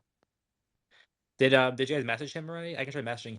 Oh Yeah. yeah, no, we have Also, several times. I would like to just read the post, by the way, just because there was a lot of deflecting in his comments when I was bringing up all of those different points. But this is the post that President Trump posted on Truth Social. He said, "Why is Ron DeSanctimonious paying the Babylon Bee, a non-entity, $5,000 a month? So far, $21,500 if he's not running for president. Just because his poll numbers are tanking, probably because of his desire to cut Social Security and Medicare, doesn't allow him to campaign without an announcement. You don't spend that much money on the Babylon Bee if you're running for governor. In fact, you don't spend that much money on the Babylon Bee if you're running for anything." So, I think it's very disingenuous to say, oh well, we're not doing anything other than list rentals for any candidate. I have an email list, okay? And I'll just tell you right now, they don't come in payments of $21,000. And I've rented my list to lots of people, okay? Lots of members of Congress, lots of conservative pundits, and there's never a singular list rental payment for $21,000. That's not how it works. And like I said, I have the text messages where he admits to me, and you're going to see for yourself when they've already been posted. They were posted when I broke the story in February, that he says you could consider us speech writing consultants for DeSantis. We write speeches for him. So how are you a satire site if you're writing speeches for a politician who's running a shadow campaign against President Trump? Like, let's not be naive. So, he says we're friends. He says we're friends. Like, we're not friends. Like, I know a lot of people in conservative media where that means we're an acquaintance. It doesn't mean we're friends that hang out together and, we don't have brunch and do things that friends do together. Just because I know who you are and I have your number in my phone doesn't mean I consider you to be a friend. Yeah. So I wanted to go ahead and I brought up GOP Josh here, who has, publicly, very publicly over the past several days been sparring with, I believe, one of DeSantis' senior advisors. And this kind of ties in with the Babylon Bee situation, because this war has been, it gets more intense every day. I want your overall opinion on this, how it's going, and your encounter with the DeSantis campaign. Well, thank you for having me. Can you hear me all right? I've never done a space before. Not trans moving. All right. Yes, sir. Go ahead. Very cool. So thank you for having me. To introduce myself, my name is GOP Josh. I host a podcast. I'm 16 years old, not on a payroll. I am just an activist for President Trump. I support his campaign.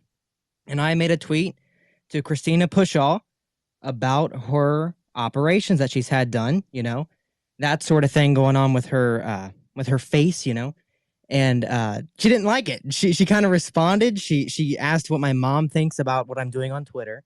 And I responded asking if her boss, Ron DeSantis, knows about her foreign agent connections and the way she worked for the president of Georgia and Ukrainian officials and her loyalty to Ukraine. And so, and I kind of think, I hope I'm not. I feel like I'm part of the reason. Oh, Go ahead. hold on. Before you keep going on that, Josh, let me ask you what do you mean by that? You're talking about her connections to Ukraine. Did you call her a foreign national, I or said national was instead that of agent. another? I was walking and typing and I put the wrong word. I don't think it's that major of a deal. Everyone understood the point of the tweet. Everyone understood what I was saying, and everyone understood the context behind it. And I provided the photo of her with the big Ukraine banner saying "Stand with Ukraine" or whatever, or "Never give up." I think it said, with her boss's face on it. And she responded back with photos from 2012 of her boss with Donald Trump when they were doing a big thing with Trump Tower. And I don't think the connections between business and actually working for the guy are the same. That's just my opinion there. But that was the whole Ukraine thing. And I said national instead of agent, and I can't edit replies, obviously. And I said the wrong word and I tweeted it out, and it was a little late once I realized. But, you know, that's a big thing there. But I feel like, I hope I'm not the reason Gavin got fired from the Babylon Bee, but obviously doesn't seem like a great situation there, period. But, you know, that's pretty much all I have to say about it. You know, Christina Pushaw, I kind of got her in the news. I don't think she's in there much anyways, but, you know, I love that. I get the Google alert for my name. I think most people in here probably do. And it just popped up. Christina Pushaw gets argument with 16-year-old. And I'm like, all right, very cool. But yeah, that's pretty much all I have to say on that regard. But thank you for having me up and allow me to speak. And just guys, before we go on to somebody, any comments you've got, put them on the bottom right. Do you think that Seth gave a good enough answer for in terms of the questions that he received and the answers he gave, or do you think that he did not cover the situation well enough and there was deflection? I'd love to hear your thoughts. So bottom right hand side, put the comments in. Also, if you subscribe to Mario, as you can see, it's been a mammoth now, 4 or 5 spaces in a row. And we will be doing some exclusive subscriber only spaces. So go to Mario's page, hit the subscribe button. It's only $1, which all that money, as far as I know, is going to be donated to charity. So it's more about getting the subscribers and having a subscriber only exclusive space with exclusive guests. So Alex, you got your hand up. I'd like to hear your thoughts before we can get Mayor Giuliani back on. Yep. He's trying to connect. He wasn't able to connect, so he's I'm working with him in the background. Go ahead, Alex. Well, I'd like to applaud GOP Josh for how he's handled all of this. He's 16 years old, and he's taken some heat from some really bizarre people. And what I was trying to say earlier with Seth is that the DeSantis team had a meeting in January of 2022 with a bunch of these different conservative influencers in the governor's mansion. And every single one of those conservative influencers since then has regurgitated anti-Trump talking points, talked about why it's time to do this or do that. And they're very nasty for about a year and a half towards Trump. And Trump supporters, including myself, didn't start pushing back on their lies until about 7 months ago. And it became incredibly testy, incredibly toxic. And the DeSantis people are some of the most vicious and nasty people we've ever dealt with. So today, I think GOP Josh struck a nerve with the foreign agent angle, because they went on this tangent about all of these foreign connections to Trump's allies. And they included a picture of me from when I was 20 years old, shaking hands with some random guy in the Trump hotel lobby. Keep in mind, I'm 20 years old. And John Cardillo, who is on the payroll of Team DeSantis, he said, quote, Alex Bruzewicz worked for a heroin trafficker. And Christina Pushaw engaged with that. And Team DeSantis engaged with that. And Pedro Gonzalez engaged with that. They're pushing this lie that because I took a picture with somebody, I am involved in some international drug ring. And that's the type of crap that these people have been doing for many months. And they will attack literally anybody if they don't bow down and shut their mouths if they support President Trump. And they lie. People. So going off of what Alex just said, because I think it's very important for the sake of transparency, Seth on this space said that the last payment that he received from Ron DeSantis was for list rentals in 2021. That's a lie. So according to receipts that I have, discovered, and I'll be writing an article about this and posting this, the Ron DeSantis PAC changed its name recently to the Empowered Parents PAC. And according to financial expenditure reports on the FEC, Seth Dillon received a $40,000 payment from the Empowered Parents PAC, which is basically the Friends of Ron DeSantis PAC. They just changed their name to hide the fact that it's DeSantis, because I'm sure if we go through the FEC, we'll see other payments like this to other influencers. And the payment was on October 13th, 2022, which was less than a month before the election for Ron DeSantis's gubernatorial race. So at that time, he already knew that he was running for president because, as has been reported, and as I know from my own conversations with donors who are on the DeSantis finance team, discussions to run Ron DeSantis for president have been taking place since 2021. In fact, I know a donor in Palm Beach who was personally approached to join his finance team for his 2024 run in 2021. So I just think that if you're going to, sweet talk people and say that, oh, well, we're a satire site and, we're not in the pockets of any politician. Well, what is he getting paid $40,000 for from the DeSantis PAC a month before his gubernatorial election? Knowing, because like I said, on election night, they were chanting 2 more years. So if you watch the videos, his supporters were in the room chanting 2 more years, as in, run for president in 2024. That's what it means when you read between the lines. So we just have to be honest here. Why did Ron DeSantis's PAC change its name to the Empowered Parents PAC? Why are they taking the name DeSantis out? You change a name of something when you're trying to conceal who that is tied to. And for some people, like maybe, I don't know, like maybe they're gullible, maybe they're going to believe this stuff, but I don't. Like, I'm not going to sit here and, be talked down to because I'm a lot smarter than that. And I think that all of you are a lot smarter than that, and you deserve the facts and you deserve the truth. So I have these expenditure reports. There are many news reports that have been published for all of you to see so that you can see yourself that here, it was even reported by Politico this month. Friends of Ron DeSantis is no more. So they did it this month. This month, on the 18th of May, is when they changed the name of the Friends of Ron DeSantis PAC to the Empowered Parents PAC.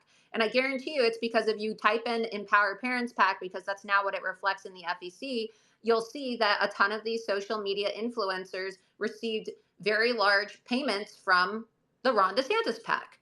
So he wasn't honest, because if we're going to play back the recording of the space later, he said the last payment was 2021. The last payment was October of 2022. So I have sent an invite to Ashley St. Clair as well, because I believe someone mentioned her text messages as well, and they felt like hers were as bad as, if not worse than, Max's. So yeah, we are inviting every single person who was involved in the situation just to give them an opportunity to express things from their perspective.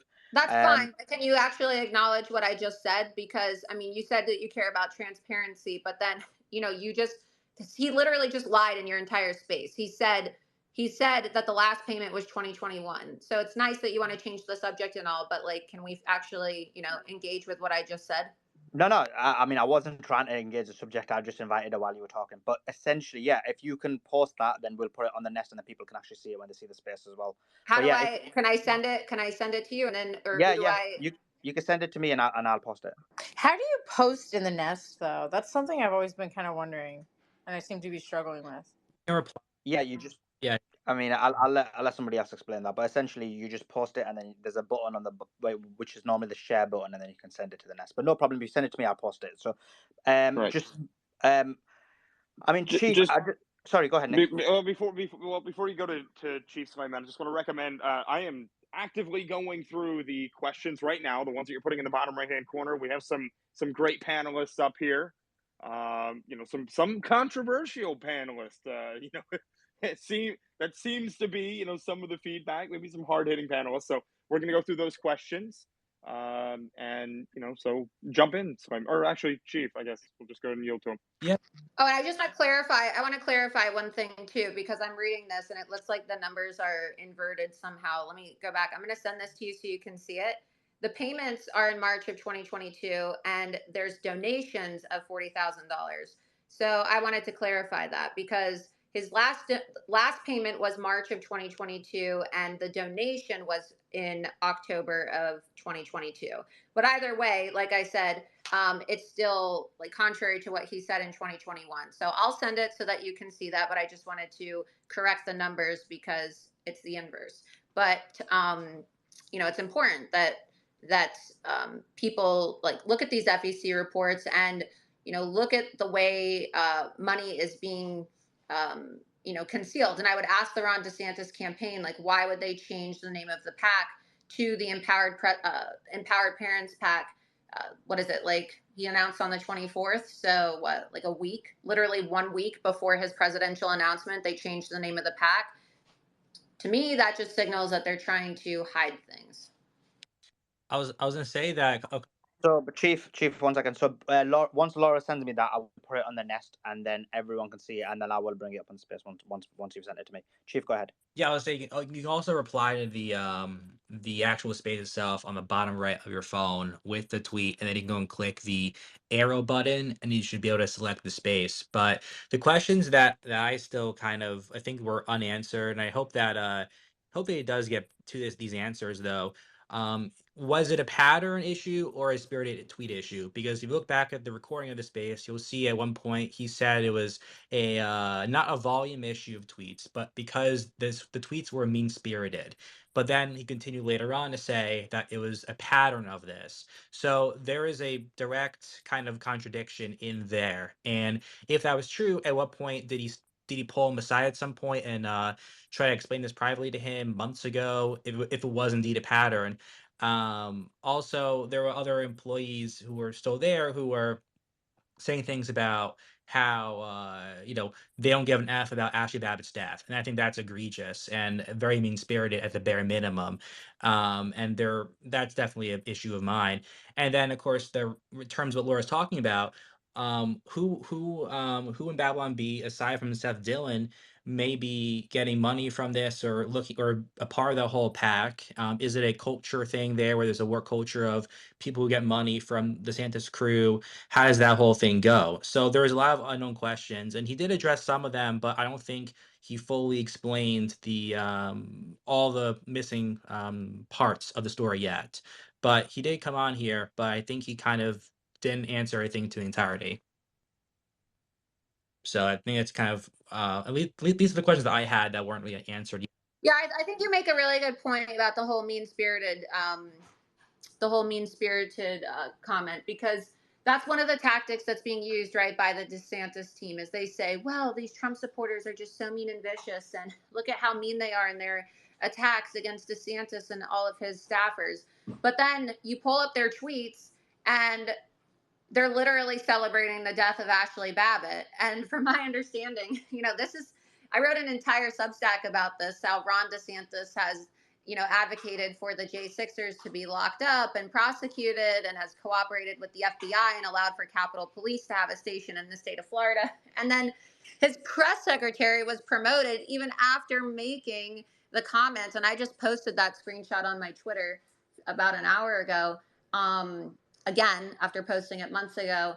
His name's Jeremy Redfern. And when Ashley Babbitt was shot and killed, he said, I hope President Trump is impeached. And then someone was talking about how, Ashley was climbing through the window, and Jeremy Redfern, who is DeSantis's press secretary, said how to fuck around and find out 101. Basically, in other words, saying that she deserved it, right? So I just think that that's very telling that the governor is willing to keep somebody on his staff to represent him. This is the guy who's responsible for doing the communications for the governor. He's his press secretary. And he thinks it's acceptable to celebrate the murder of Ashley Babbitt. I mean, President Trump has said that Ashley Babbitt was murdered. And then you have Governor DeSantis, who's giving promotions to people who are mocking her assassination. So it's a primary. It's going to get vicious. We're not going to sit here and just be nice to Governor DeSantis and his staff. That's what happens in primaries. It's often vicious, but it's important for the base to know what they're dealing with. Just a question on that. Do you think it's possible that both sides will become so vicious that essentially they take themselves out from a credibility perspective in terms of the actual presidential election against the Democrats? No, I don't think so, because the difference is the DeSantis people are posting things that these are people who all supported, right? They supported President Trump, or so they say, and then they have made statements contrary to their attacks on President Trump now. So you can look at their screenshots from a year ago and they were praising Trump's foreign policy. And then now they're saying that he had terrible foreign policy. You can look at their screenshots from a year ago and they're praising his stance on immigration. And now they're saying that he's pro amnesty. But Also, I would given say that DeSantis's poll numbers, I don't think that DeSantis's social media team really has much of an effect on the opinions of the American people. So I don't really care if they're going to sit on the sidelines and boohoo to their echo chambers on Twitter. They reach the same few thousand people each day. They're not changing any hearts. They're not changing any minds. They just make asses of themselves each and every day on Twitter, and they cry like babies when they get hit back. Alex, let me ask you the same question, because it's the same question I asked Laura, but let me add to it. That is it possible that basically on the Republican side, both sides take each other out from a credibility perspective? We know from the Democrat side, they're not going to have a fair primary. They're going to take out RFK, and but Biden's going to be the anointed one, as they've done in the past. So essentially, is that risk there, Alex? No, I don't think so, because we're not dealing with people who had any credibility to begin with. We're dealing with people like Bill Mitchell, John Cardillo, Dave Reboy. Nobody in the real world knows who these people are. No, they've never had any credibility. They're all middle-aged, childless freak shows who live in South Florida and jerk each other off for a living. Like, they never had any credibility to begin with. And so I'm not concerned about that at all. And again, if their opinion mattered, if people actually cared about what they had to say, DeSantis would be doing very well in the polls, because these people spend all day, every day for a year and a half simping for the guy. And when they tweet things, he just goes further down in the polls. And they also lose a ton of followers when they tweet anti-DeSantis or anti-Trump things. Alex, They can I lose ask followers. you? I think, because I remember asking this to Lauren in the previous space, and I don't know if you had a chance to also answer this specific question, but if, let's say, just in a pretend world where DeSantis becomes the Republican nominee for the presidential election in 2024, would you vote for DeSantis, or would you write in Donald Trump as president when you go vote? I would write in Donald Trump. Well, here's the thing, and I appreciate that question. I think George W. Bush was one of the worst presidents in modern American history, and he is responsible for a ton of the damage that we still deal with today in our country. And Donald Trump attracted tens of millions of different, a lot of Democrat voters to the Republican Party because of his message. But there isn't much of a difference between a uniparty and a Bush Republican and a Democrat. And so I can't say for certain, but I'm very confident that President Trump will be the nominee. I think that's the best thing for our country. And guys, we are trying to get DeSantis people. Normally we have a balanced panel. I don't know what's happened today. I don't know if it's Laura or what, but a lot of people are not turning up. So don't worry. So we are getting some people. But why would it be me? What are you trying to say? I'm trying to say they probably fear you, isn't it? But I mean, maybe, but that's the thing. Like, that just goes to a lot of what you said, because you shouldn't fear somebody if you're speaking the truth, and that's why I feel so confident to speak, because I know that I'm being truthful in my defense of President Trump, the greatest president we've ever had in this country.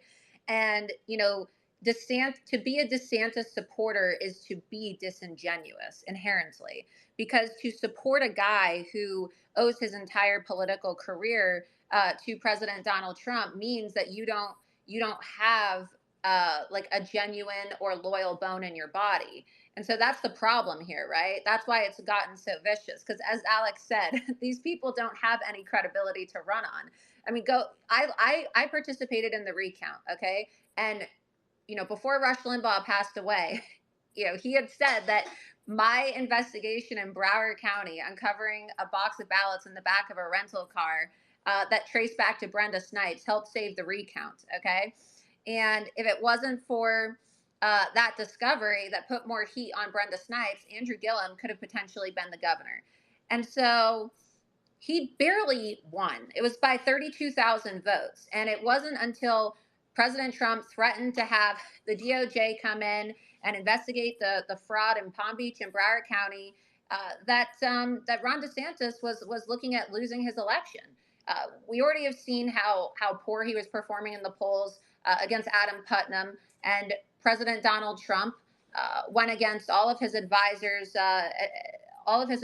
wishes, and he endorsed Ron DeSantis anyway.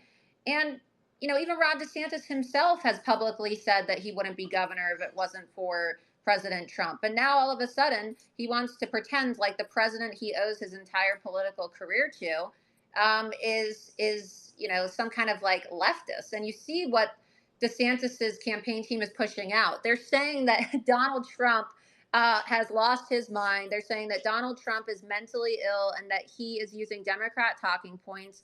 They're saying that he's amnesty Don. I mean, the lies that are coming out of the DeSantis camp, I would say I would never be able to vote for Ron DeSantis if he were the nominee, because to me, DeSantis supporters are worse than Democrats. And I'll even go as far as saying that as a congressional candidate, I raised $3 million when I ran as an America First candidate. And I won't stop short of raising another $3 million to run an anti-DeSantis general election campaign if he is the nominee. I will be writing Donald Trump in black Sharpie across my ballot if Donald Trump is not the nominee for the general election. He's the only person I will be voting for. So, guys, Laura has sent me the images. I have pinned them up to the top so you all can see them. What she sent shows is that Babylon B received $1,500 on the 8th of March, and then $5,000. 2022, contrary to what Seth said. 2022, yeah. And then the 23rd of March, 2022, Babylon B received $5,000.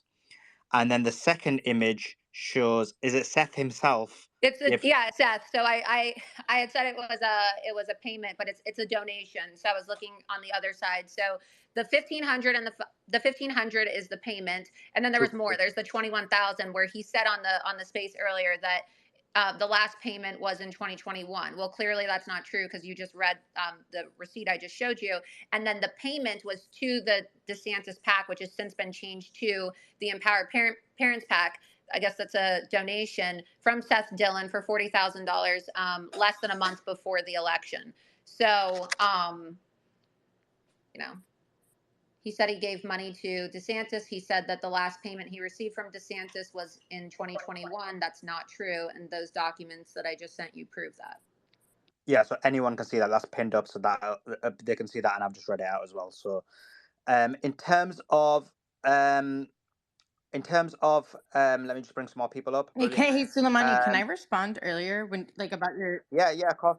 It's Suleiman, but go ahead. Yeah, Suleiman, is that who say it? Yeah. Okay. Right. So, in terms of once the primary is over, whether or not people are going to be able to get behind Trump, and I believe obviously Trump's going to be the nominee because his base is so loyal. But I actually almost think it's a good thing that the DeSantis people are going so crazy, right? Like, throw every arrow you have in your box, because at the end of the day, the strongest man is going to be standing in the end. And I fully believe that's going to be President Trump. And I think once we get past the primary, all of this sort of like infighting within the Republicans is going to go away anyway, because at the end of the day, the question then is going to be, do you want open borders or closed borders? Do you want wars? Do you want your money going to Ukraine? Do you want, double the cost of groceries at the store? Do you want energy independence? And that's what people are going to be thinking about. They're not going to be thinking about, what DeSantis people and Trump people said to each other on Twitter, right? Like, so I really don't think after the primary, any of this stuff is really going to matter. And I just think that, everything going on right now with this Trump DeSantis war, and there's other people that could be putting their hat in the ring. I heard my governor, Chris Sununu, might be putting his hat in the ring. The more the merrier. Like, everyone should really duke it out so that when we finally have our nominee, it's truly the best that we have to offer, which I believe is going to be President Trump. Laura, I've just removed that tweet. I know it's from a public site, but if you could remove Seth's address, and then I'll repost it, just so we don't have any kind of blowback. I know it's from a public address, but just to make sure that we don't have that situation. Oh, sorry. I figured you would do that. Yeah. I mean, I was just sending it to you so that you could see it. I haven't posted it yet, but I deleted it. I didn't. So I'm not doxing anybody. Those are all like public records. So. Yeah. I know the public records. I made that clear. I sent you privately. I am curious to see those text messages, Laura. Are you really going to post them?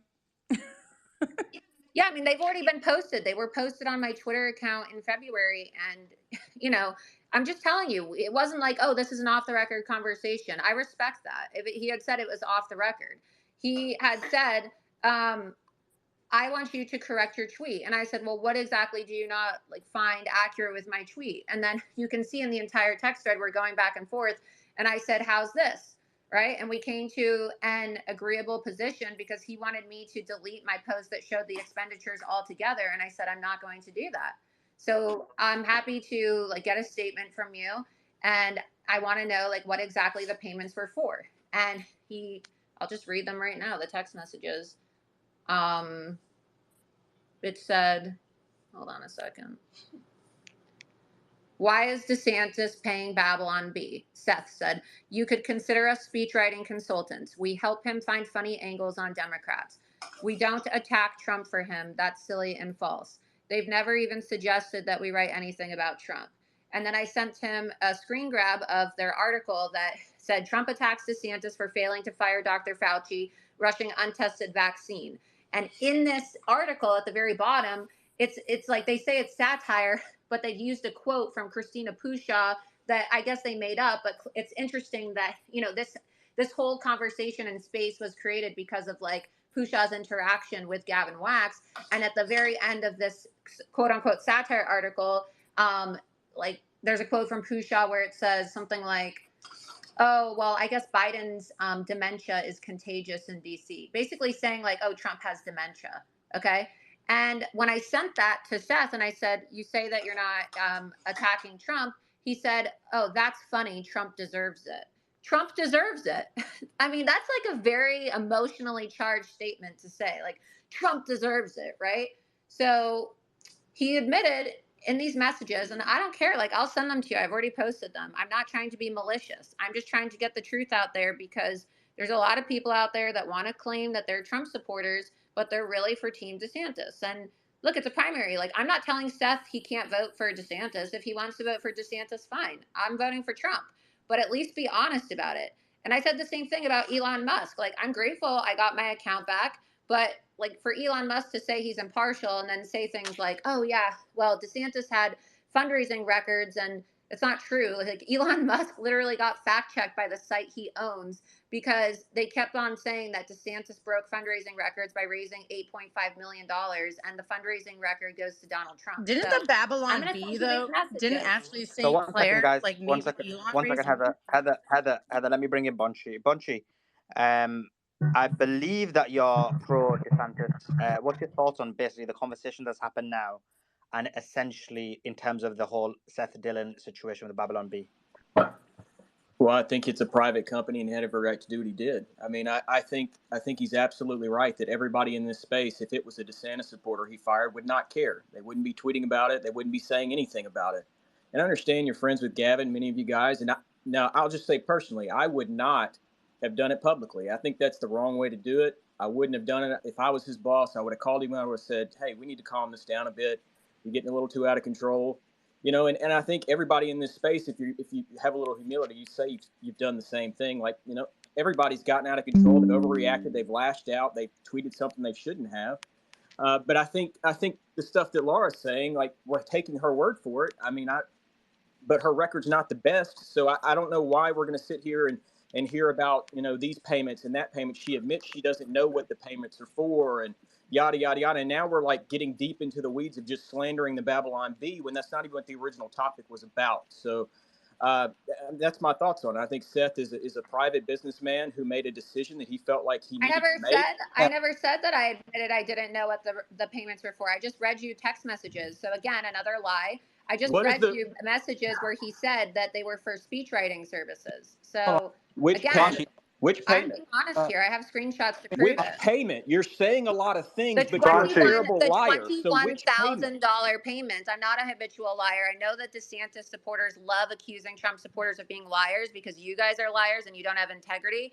But listen, the screenshots prove what I said. Hey, Laura's been talking for what, 30 minutes now? I'll finish what I'm saying, please. Oh yeah, she's talked now and she's proving my point. So can we just have her go away?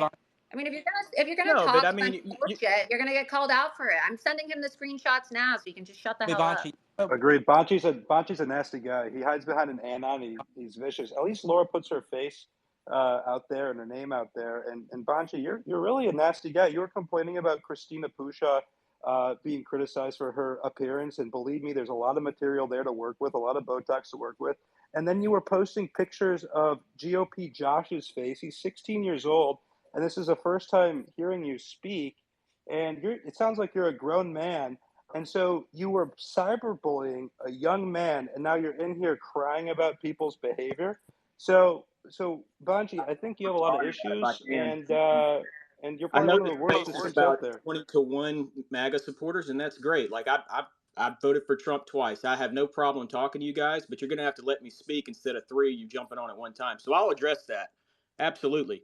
What Josh did, and first of all, I didn't know how old he was. I don't care how old he is.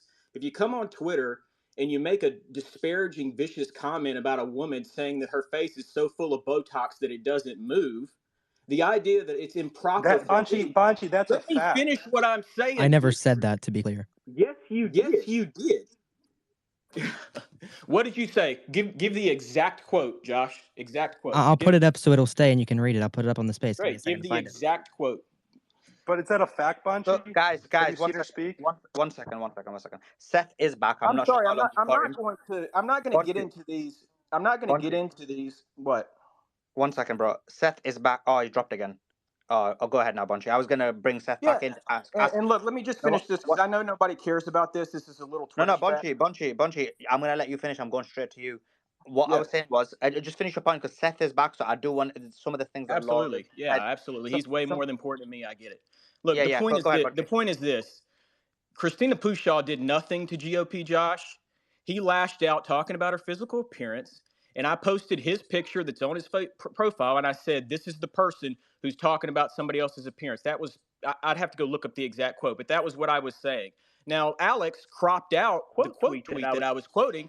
You cropped it out so that people couldn't see I was responding to someone. And here's my point. Okay? Hey, Banji, If just you like when you crop out the dates of the payments from Save America PAC, you're one of the biggest spreaders of the propaganda that I was paid $35,000 to attack DeSantis, and you know that's a lie.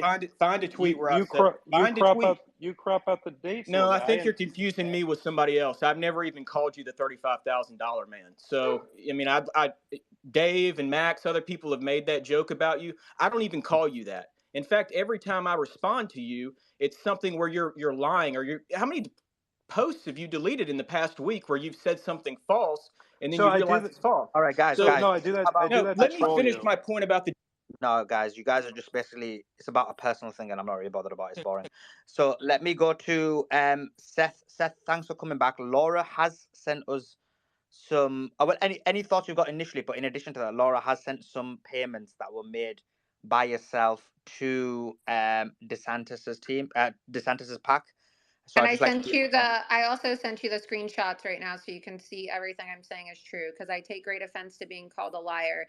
And I'm really tired of people saying that I'm like crazy and that I'm a conspiracy theorist. And, that's what the left did to me for 5 years when they deplatformed me and banned me everywhere for posting and breaking the story about Omar marrying her brother and being an anti-Semite. Like, it's really disgusting how they use these leftist talking points to try to say that, oh, she's like mentally ill or unstable or she's unwell or she's a conspiracy theorist. Everything that I've said has turned out to be true. I always provide documentation to back up what I'm saying. So it's really disgusting. So Laura, let me go to Seth. Seth, go ahead, bro. Can I say that real quickly? Just No, 1 second, Chief, let Seth go. Chief, go ahead. Sorry, Seth, go ahead. What am I responding to? I'm not sure what I've missed. All right, course, yeah. So what you missed was, since you've been gone, Laura has provided images and evidences of two things. The first thing is payments from payments to Babylon B, which went up to 2022.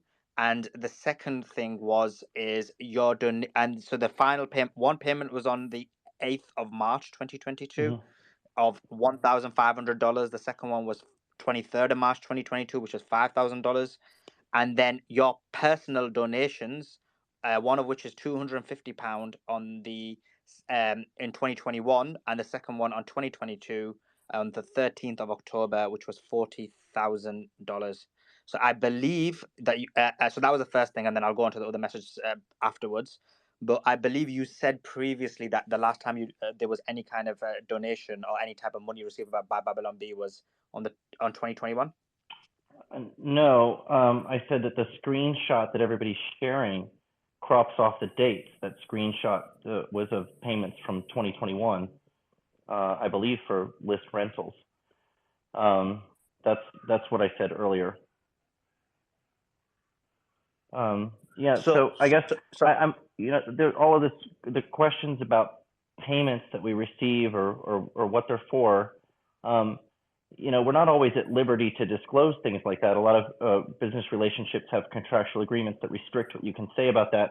I had made comments to Laura in more detail that I believed were off the record. She didn't honor that. And I guess, she claims that she said that she never I guess, consenting to going off the record.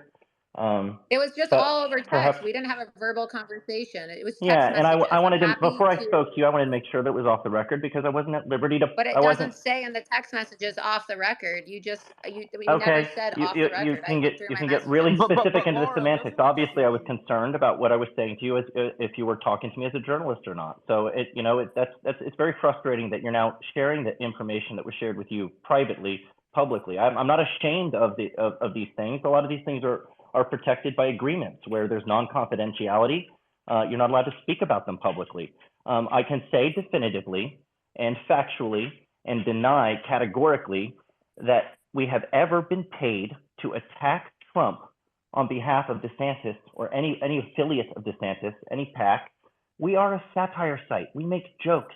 That's what we do. We're not in anybody's pocket. We don't choose sides.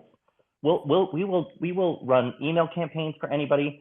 We will consult and do speech writing for anybody who wants to punch up jokes in their speeches. But we do not pay. We are not paid to be shills for one candidate or another and promote them on our website or attack other people at their behest. And those are disgusting lies. You talk about you don't like being lied about, but implying that and getting everybody to believe that is really wrong. I think it's really wrong. We are not in political games here where we're getting involved in politics. We are a comedy site, and we take things very lightly and make fun of everybody, including DeSantis. Look at the jokes we've just made about DeSantis, and we are receiving no current payments from him. We are not on his payroll. We don't want to be involved in at all during the primaries. Now that he's announced that he's running, we don't want to be even have the perception that we're involved with either campaign. So we're not doing any work or any list rentals during that time. I think it's down and up again? The same policy that I'll do that, Sebastian. Same policy that the Daily Wire has. They're not currently running any campaigns or like email campaigns or doing anything with either candidate until the primary's decided. And I think that's a prudent policy, and we share that view that we shouldn't be doing anything like that just so it doesn't even get the appearance of us being one-sided. But we are not taking sides. The Babylon Bee is not political as an organization. We make fun of everyone from a Christian worldview. And I really resent that people are trying to paint us in that light. And again, I go back to this point that I made earlier.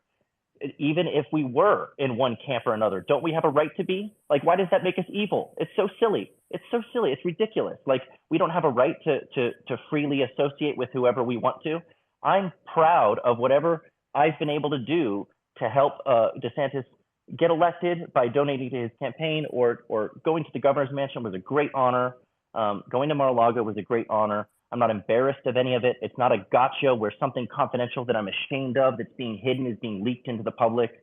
There are situations where you have contractual agreements where you're not supposed to talk about these things, and you have non-confidentiality in place. Employment agreements have that. Contracts with contractors have that. And so you can't always talk openly about it, but that doesn't mean that you're hiding it because you're ashamed of it or you think it's wrong. I'm not ashamed of anything that I've done. So Seth, in terms of the payments, obviously these ones are public. I guess the main question people have is, I mean, the if I remember right, the most recent payment, which is in the public records, which Laura shared, was in October 2022, which is about seven months ago. Has there been any payments from the DeSantis camp to you or vice versa? And why it's important is you can be on anyone's side. I don't think anyone disputes that. What the concern is, if you are on DeSantis' side, then or not. But if you are, then I think there needs to be transparency. I'm not talking about. Can I just jump in? Hang on, Seth. Can I just say something here? Sure. Who the hell cares? He's not a news agency, and it's his bloody company. What hell right do we have to know he's getting payments from? It's a satire company. Why are we grilling this guy? Well, It's un-American. and why should I have to disclose any of this stuff? It's a lot of this stuff is done under agreements. Every agreement that we have with an outside contractor has some kind of an agreement, or where if we're providing services to somebody, that restrict what you're allowed to say about amounts and when and dates and all of these things. I don't get why this is anybody's business, and I don't understand why anybody thinks that it means that we're somehow in somebody's pocket just because we do business with somebody. Again, like I said, I'm happy to take money from Trump's people if they want to run campaigns with us or have us do work for them in some capacity. Happy to do that. I'm happy to go speak at press conferences for him if he'd like me to support his digital bill of rights or anything that he wants to do regarding censorship. I'm happy to just support the cause itself. So, I don't understand why anybody cares. I'm not obligated to answer any specific questions about amounts or dates or anything like that. I don't know why you guys are still up in arms about it. We're a comedy site. Laugh at the jokes or not. If you don't think we're funny, unfollow us. But yeah. So Seth, let me ask you, because why do you all care? Obvious. Well, so I want to shift Nobody just a little cares. bit here. People just want to make sure you're not Heather, fired. no, I'm going to shift here just a little bit. You care very much. Because this is the. And again, we appreciate you coming back up here and facing the fire here. Obviously, the question that sparked this entire thing, it had to do with the tweets where Gavin Mario Wax, who was he was your vice president of marketing. Correct me if I'm wrong. And he asked, "Hey, Christina Pushall, what is your fucking problem?" And you responded initially and said, "What's yours? Tweeting like this with the B in your bio doesn't work for me." And then he followed up and actually, it just glitched out. He followed up with to that tweet. At what point did you decide that you were going to fire him? Was it the first tweet, or was it when you went back and said you can remove the B from your bio now? And if you can tell us what his response was, that would be good, because my phone just totally froze. I can't speak to anything from offline. All I can speak to is what was said publicly. I think the tweets speak for themselves, and I've explained my action there. So I don't know why. I'm not sure why. Like, how many hours could we have a conversation about? If there's anything specific that we haven't talked about that anybody would like me to respond to, I'm happy to. But we had the conversation about the tweets already. So if you agree, we do have a much bigger. We do have a much larger audience now. So the point that I'm trying to ask is, people want to know, and they keep asking it in the comment section, which is why I brought it back up. So clearly a lot of people didn't hear it. Was there any sort of offline conversation before you guys had this back and forth? I'm not getting into details of a personnel matter beyond what was said publicly that people can look at. And I said that earlier, and people can go back and listen to the beginning of the space if they want to hear what was said earlier. I don't want to. How many times do we have to go over that?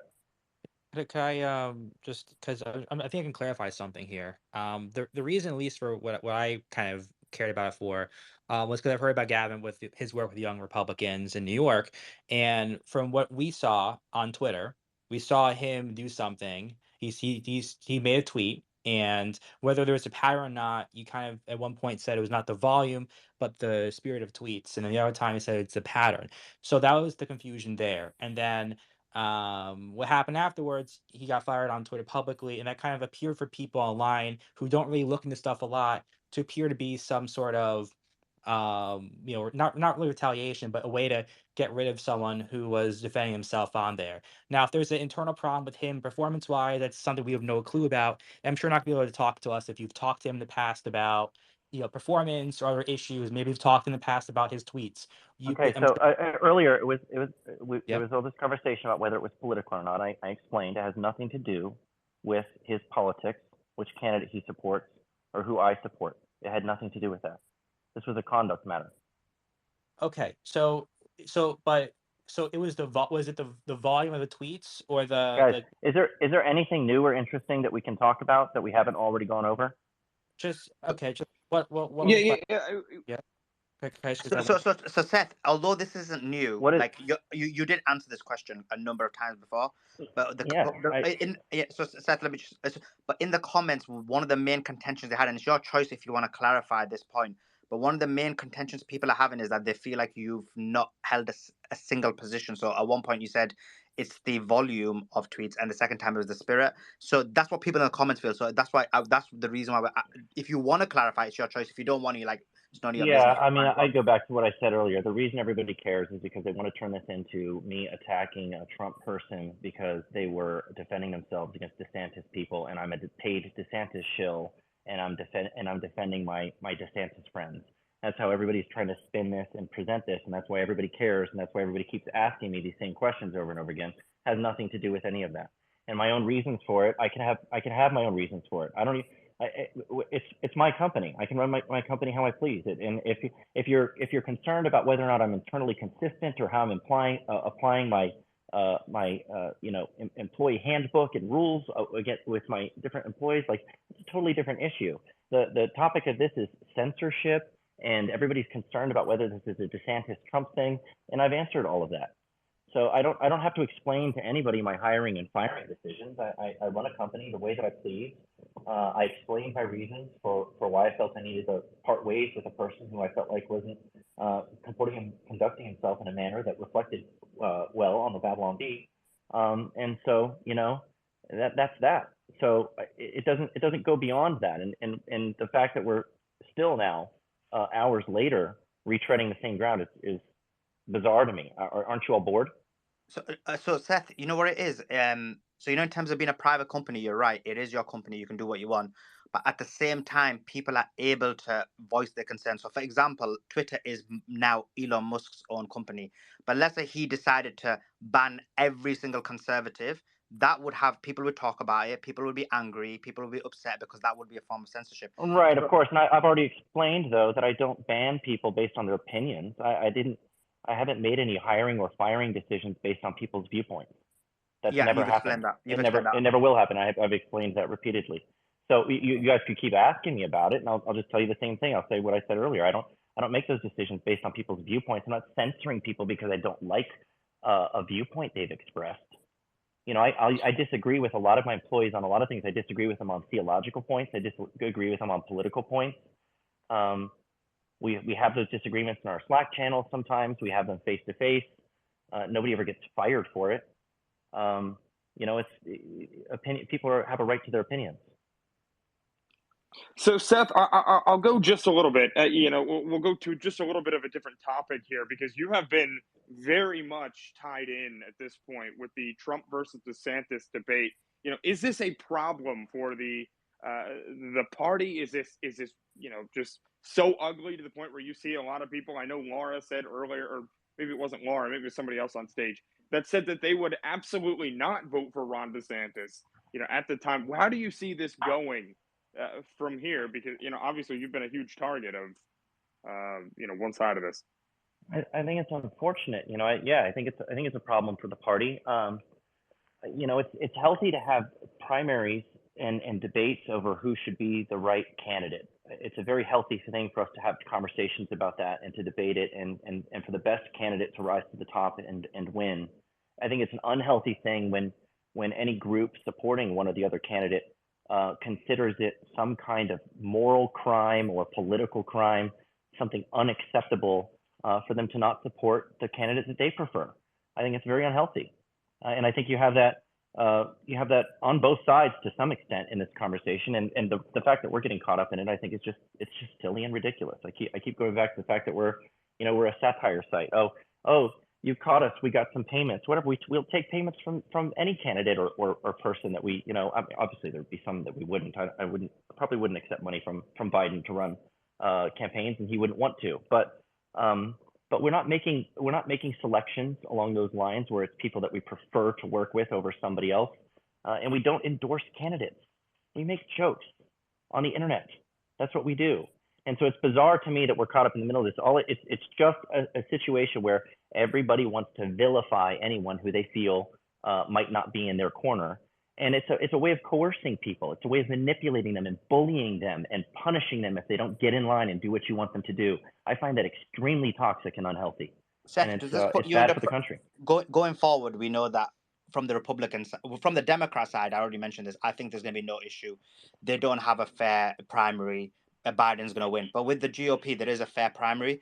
Do you think, and it does seem like things are going to get a lot more vicious, a lot more aggressive.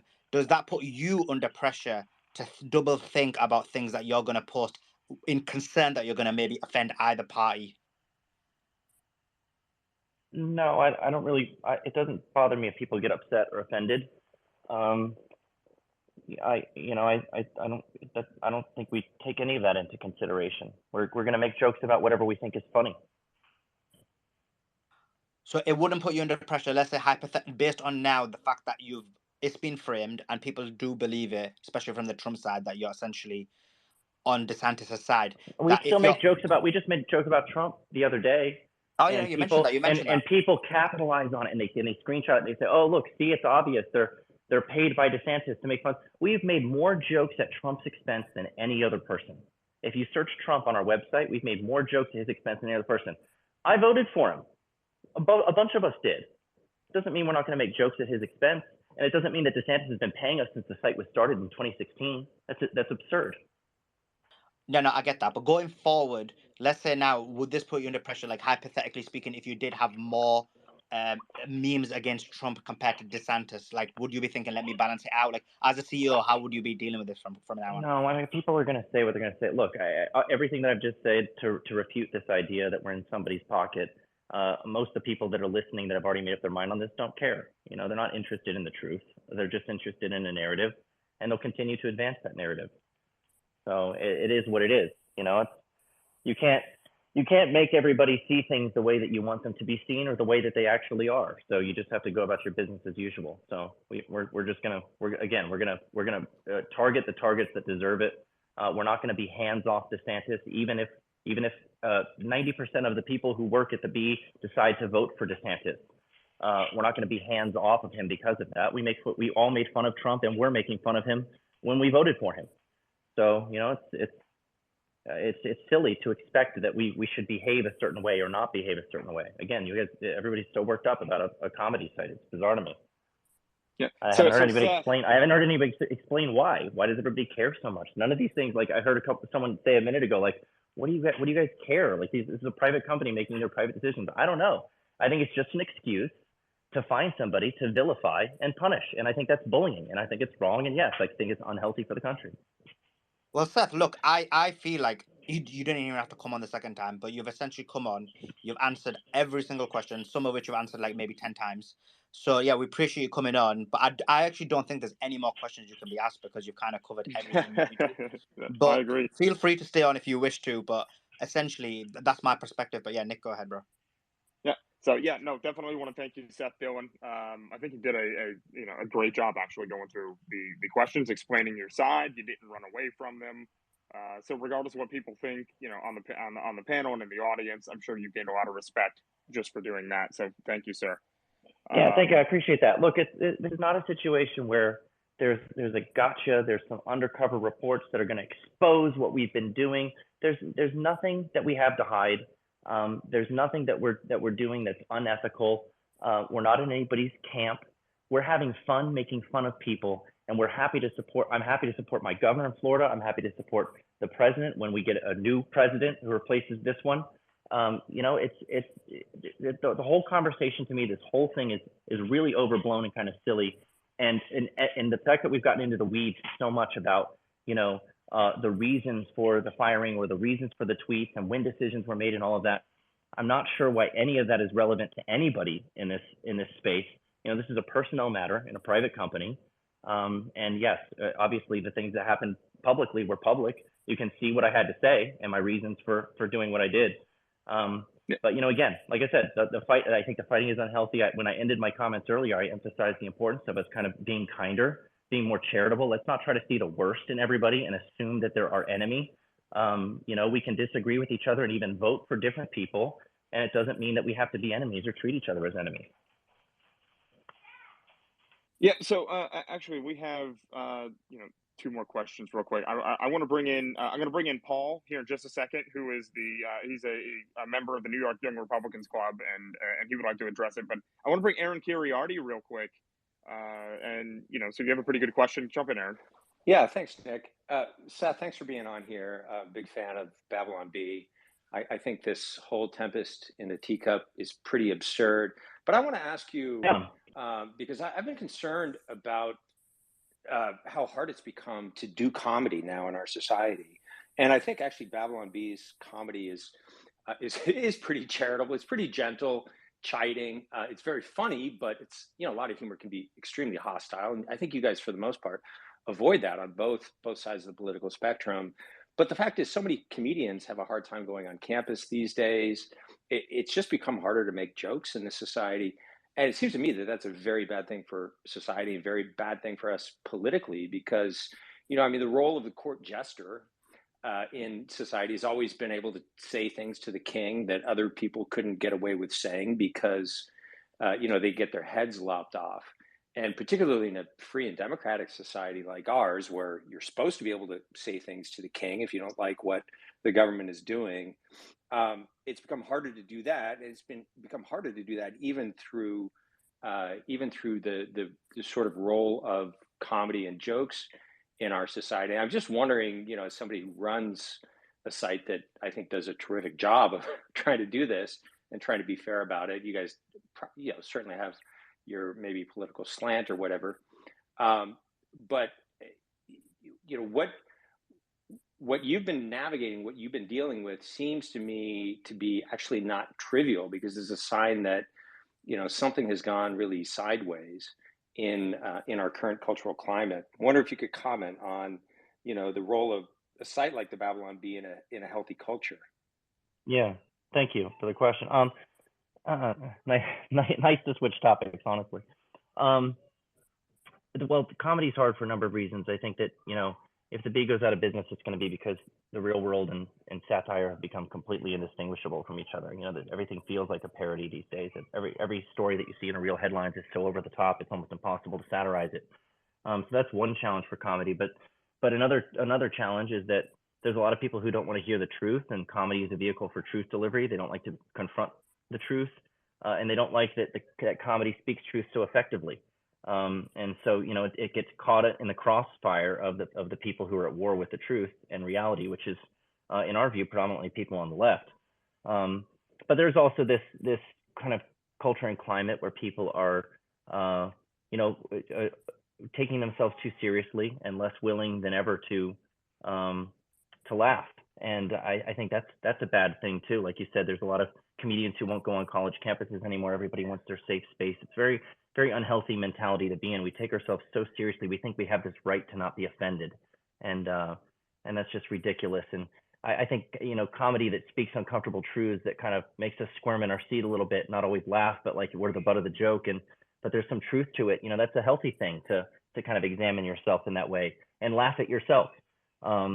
So, comedians who are still willing to make the jokes that they're not supposed to make, I really value them. There's even a few of them on the left still today, who I think are doing a good job of pushing back on the culture's madness and continuing to make jokes about things like, for example, gender affirming care for kids. And I put that in scare quotes because I don't like using their euphemisms. But yeah, comedy is important. It brings levity to these situations.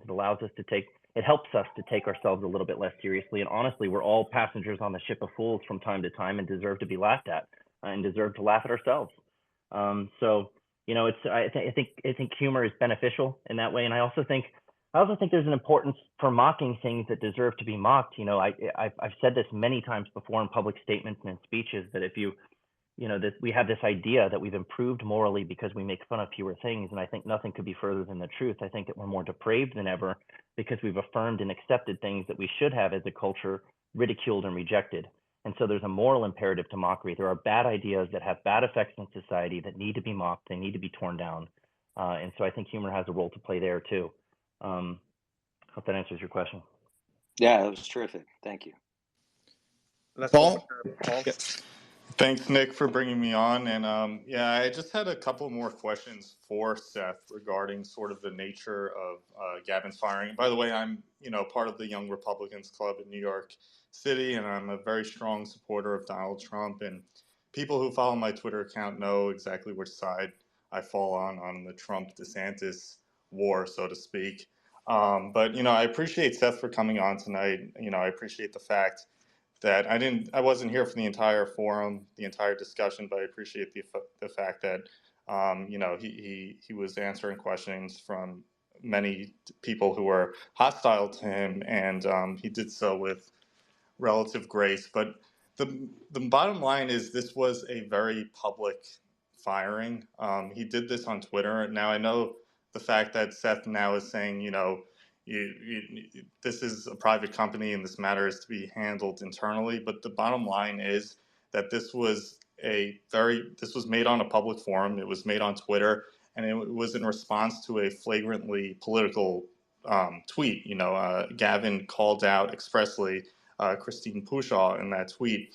Now, for Seth to maintain that, this is apparently some sort of violation of a no vulgarity policy on part of, the Babylon Bee. I would like to hear a little bit more about what that policy entails, because many people have tweeted other employees of the Babylon Bee who have used the F word as well as other vulgarities, other curse words on social media quite frequently. And it doesn't seem like those people were fired from the company based on my understanding. So I'm just trying to get a little better sense of what exactly the no vulgarity policy is of the Babylon Bee, if this is posted anywhere, and like what exactly did Gavin do in violation of that policy, and why did that specific tweet trigger that policy that made you to decide to hire him? Yeah, I've already addressed most of that, so I don't really feel the need to speak to it anymore. Yeah, you've already answered that. Yeah, I look, is it like a specific policy you have, or is this like, just sort of a general sort of approach that you're applying on a person by person basis? And, it seems like unclear. I mean, I know you've already discussed this, but for many of us on this side, we're still a little unclear about exactly what this policy is.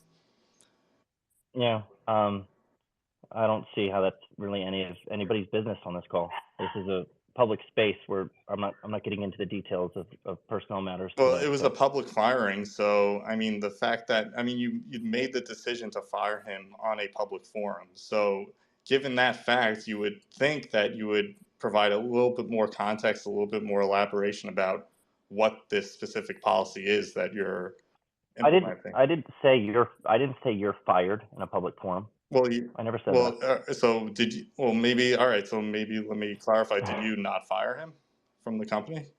I said my tweets speak for themselves. I don't think that I ever in a tweet said you're fired. So did you or did you not fire Gavin? I've had communication with Gavin, but I never said that you're fired in a tweet. So you're saying now you actually didn't fire Gavin Wax from the Babylon? That is not what I'm saying.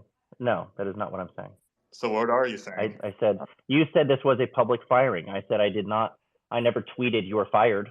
So I'm not sure which tweet you're referring to that you're saying this was a public firing. What does it mean to say? I mean, it's strongly implied by saying remove the B from your username or from your profile that you're terminating the employee. Is that a correct inference to make from that tweet, or what exactly were you trying to say by that? Seth, before you answer, I do want to just share some breaking news before you answer. Fox News is reporting that both President Biden and McCarthy have apparently reached a tentative deal on the debt ceiling negotiations. I just wanted to share that for the space. Okay. Look, maybe you could clarify what that tweet meant, because maybe this is a whole big misunderstanding. Maybe you didn't actually fire him, and you're just saying, maybe that meant something else. So maybe. I'm just saying you're saying that it was a public. You don't know all the details because you only know what's public. And there was no tweet that said you're fired. So what did that tweet mean? So you said it was a public firing. What did you mean by the tweet? Remove your the Babylon Bee from your Twitter. What does that mean? It means remove the Babylon Bee from your Twitter. Why would you ask him to do that? Like, what's the significance of that? I'm wondering. I think the context is clear in the conversation. Well, it's clearly not, because I don't understand it, and a lot of people on this call don't understand it. A lot of people interpreted it as a firing of Gavin, and you're now saying it wasn't. Are you Gavin's counsel? I'm not Gavin's counsel. I'm just asking legitimate questions that people have. Well, when Gavin's counsel wants to talk about those details, we can talk about them with his counsel. Well, you only talk to lawyers? I mean, this is a public space. I thought, I'm just trying to ask a very basic question. What does that tweet mean? You're now saying it wasn't a termination. So what exactly does that tweet mean? That tweet meant what it said. So what did it say? Could you like rephrase it? I'm just trying to like. Is it correct to say you did not fire him in that tweet? I don't think that a tweet that says remove the Babylon Bee from your profile is explicitly telling somebody that they're fired. No. So what? And you're reading into that and saying that it was a public firing. Wait, so what was the intent of the tweet? I'm just trying to get my mind around exactly why you tweeted that in the first place. I tweeted many times explaining myself, and I already explained myself earlier in this conversation. Is there anybody who has something new? Well, I mean, it seems like none of these questions have been answered in the first place. He answered them all through the beginning. He answered every single one of these questions. And whether you agree with him or not, he answered them. He said that he did it because he did not want Gavin representing the company with his behavior. And whatever you think of the policy or what the policy is or whatever, he answered the questions for 2 straight hours earlier. I don't know why everyone He doesn't want Gavin to represent. Excuse me. He doesn't want Gavin to represent the company. I can choose who I want. Yeah, I can choose who I want to be a public representative of the company. Paul, to answer your question, Paul, his tweet didn't directly say he's fired, but the tweet implies that's all this whole exchange is. The tweet didn't directly say he's fired, but we can make assumptions based on when it said remove the bee. That's the guys. I'm gonna need to move on if there's. Paul, 1 second, Paul. I'm just gonna stop this 1 second. Look, we've asked Seth a number of questions. I'm not trying to back him up. I asked him a lot of tough questions myself. At the end of the day, I get it, you're a lawyer, and I don't think it's fair for him to be answering specific questions when there is a very large possibility this is going to go down the legal route anyway. And so from that perspective, in terms of the specificities, he's going to deal with that as it comes along. But it's specifically your question he answered. What you want is a more specific answer in a specific context. And I don't think that's fair for him to answer when he's going to there is a chance that this is going to go down. And that's why he asked you, are you his counsel? So I think we've covered this issue. Just one more point. I don't want to belabor this, but I mean, I didn't get. Well, you can ask me. I didn't get a specific or a general answer. I'm just trying to get an answer at all. No, but this is what you're not understanding. Like, my point is this: you've asked a question. I'm not saying your question is unfair, but we've asked the same question a number of times throughout the space. Which Seth has answered it from his perspective of how he's able to answer it, and he said that essentially when he said remove the Babylon Bee, it's because he didn't want him to be a representative of the company. Now you could say that sounds like a firing, and that's going to be something that is going to be argued by Max's team, and Seth may argue that it wasn't. So we don't know what that is, but essentially that's something that's going to be dealt with in court, isn't it? Are all employees just considered representatives of the Babylon Bee who work there? I'm just trying to figure that out. Like did Gavin play a specific role? Was he? I don't know his specific role in the company. I mean, I can answer this, but obviously Seth can correct me. I'd assume that anyone who's got a Babylon Bee logo on them is in a way representing the company when they're posting. So there are people on our team who choose to put the Bee in their profile and have generated followings and become public figures associated with the Bee, either because they're on our podcast or whatever. But again, the decision that was made, there's been a lot of explanation of it in this conversation, and there's also my public tweets about it that you can go back and reference. But you're trying to get very granular into the specifics and semantics, and I'm just not interested in having a conversation like that in this form. Do you, just taking it off of Gavin though now, do you have like a no vulgarity policy? Like, could you explain what that is? If he's not going to answer internal, he's already said that. I'm not going to. Are you going to keep asking me questions and I'm not going to answer so that we can just spin our wheels like this? I mean, I think a lot of people still have these questions. Addressing these. From what I'm seeing on Twitter and other places, it seems like a lot of people still have a lot of questions regarding. Paul. Yeah, Paul, he's not going to answer them. He's not going to budge on that, I don't think. So look, you can ask it 10 different. You can ask it 10 different ways, buddy. I'm just trying to figure out exactly what happened here. I mean, the fact of the matter is, the bottom line is, this was a public thing. You made this tweet on a public forum that is Twitter, and thousands of people have seen it, thousands of people have retweeted it.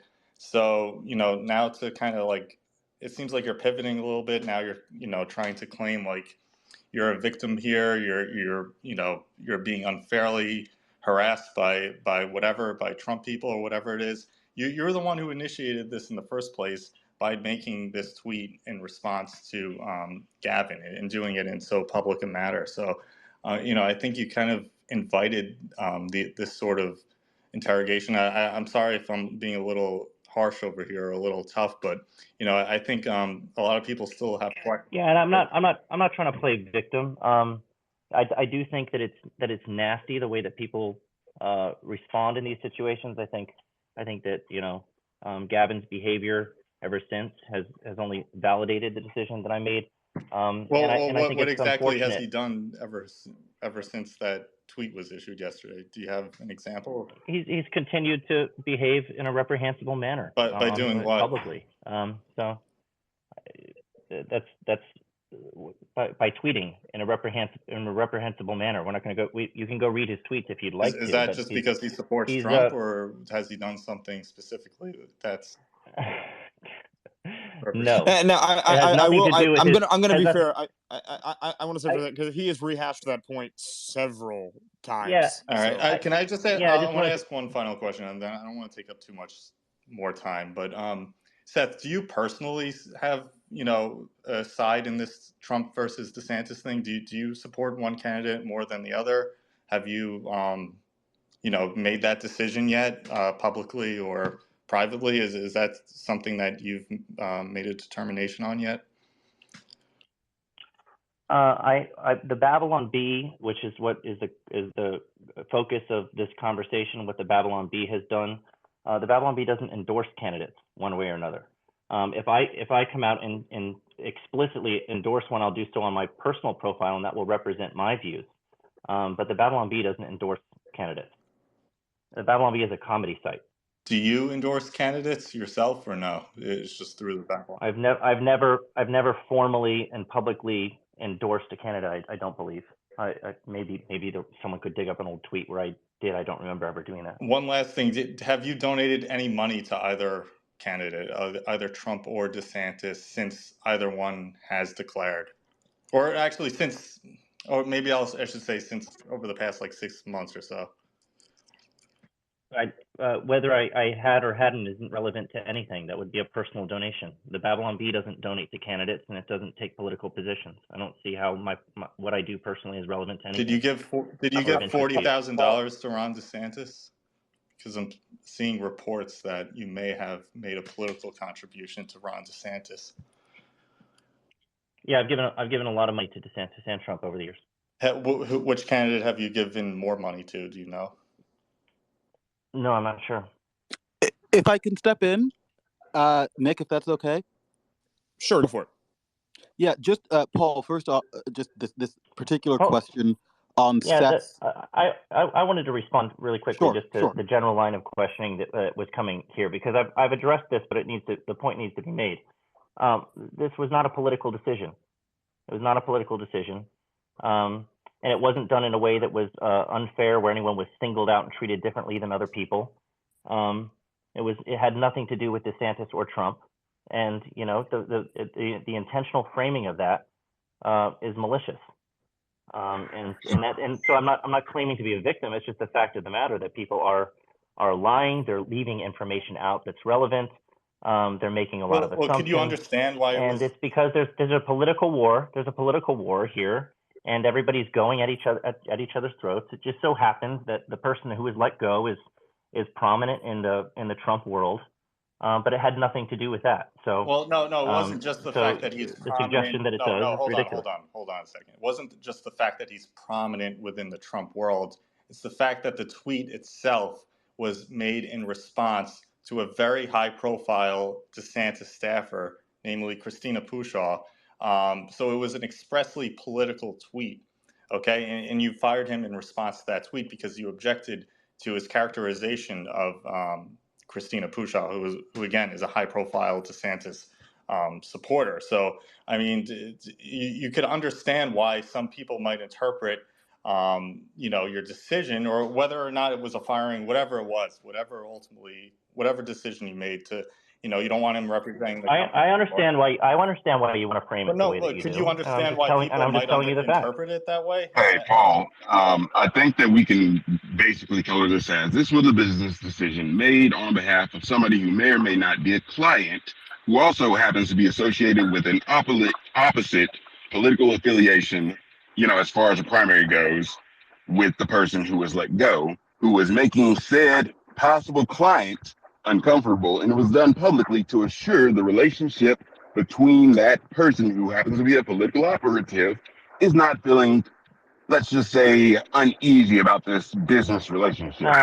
Hold on. Let's not put words in my mouth. The context of who he was speaking to, like you guys, there's a lot of words being stuffed into my mouth on both sides. This was a decision that had to do with a pattern of conduct with one of my employees. Well, he was representing the B publicly with our name in his handle and in his bio. And so, you know, the effort to make this a political thing is ridiculous. Had he been a DeSantis supporter and was talking to people on Trump's team, the outcome would have been the same. It wasn't about who he was talking to. So, you know, this is not a political thing.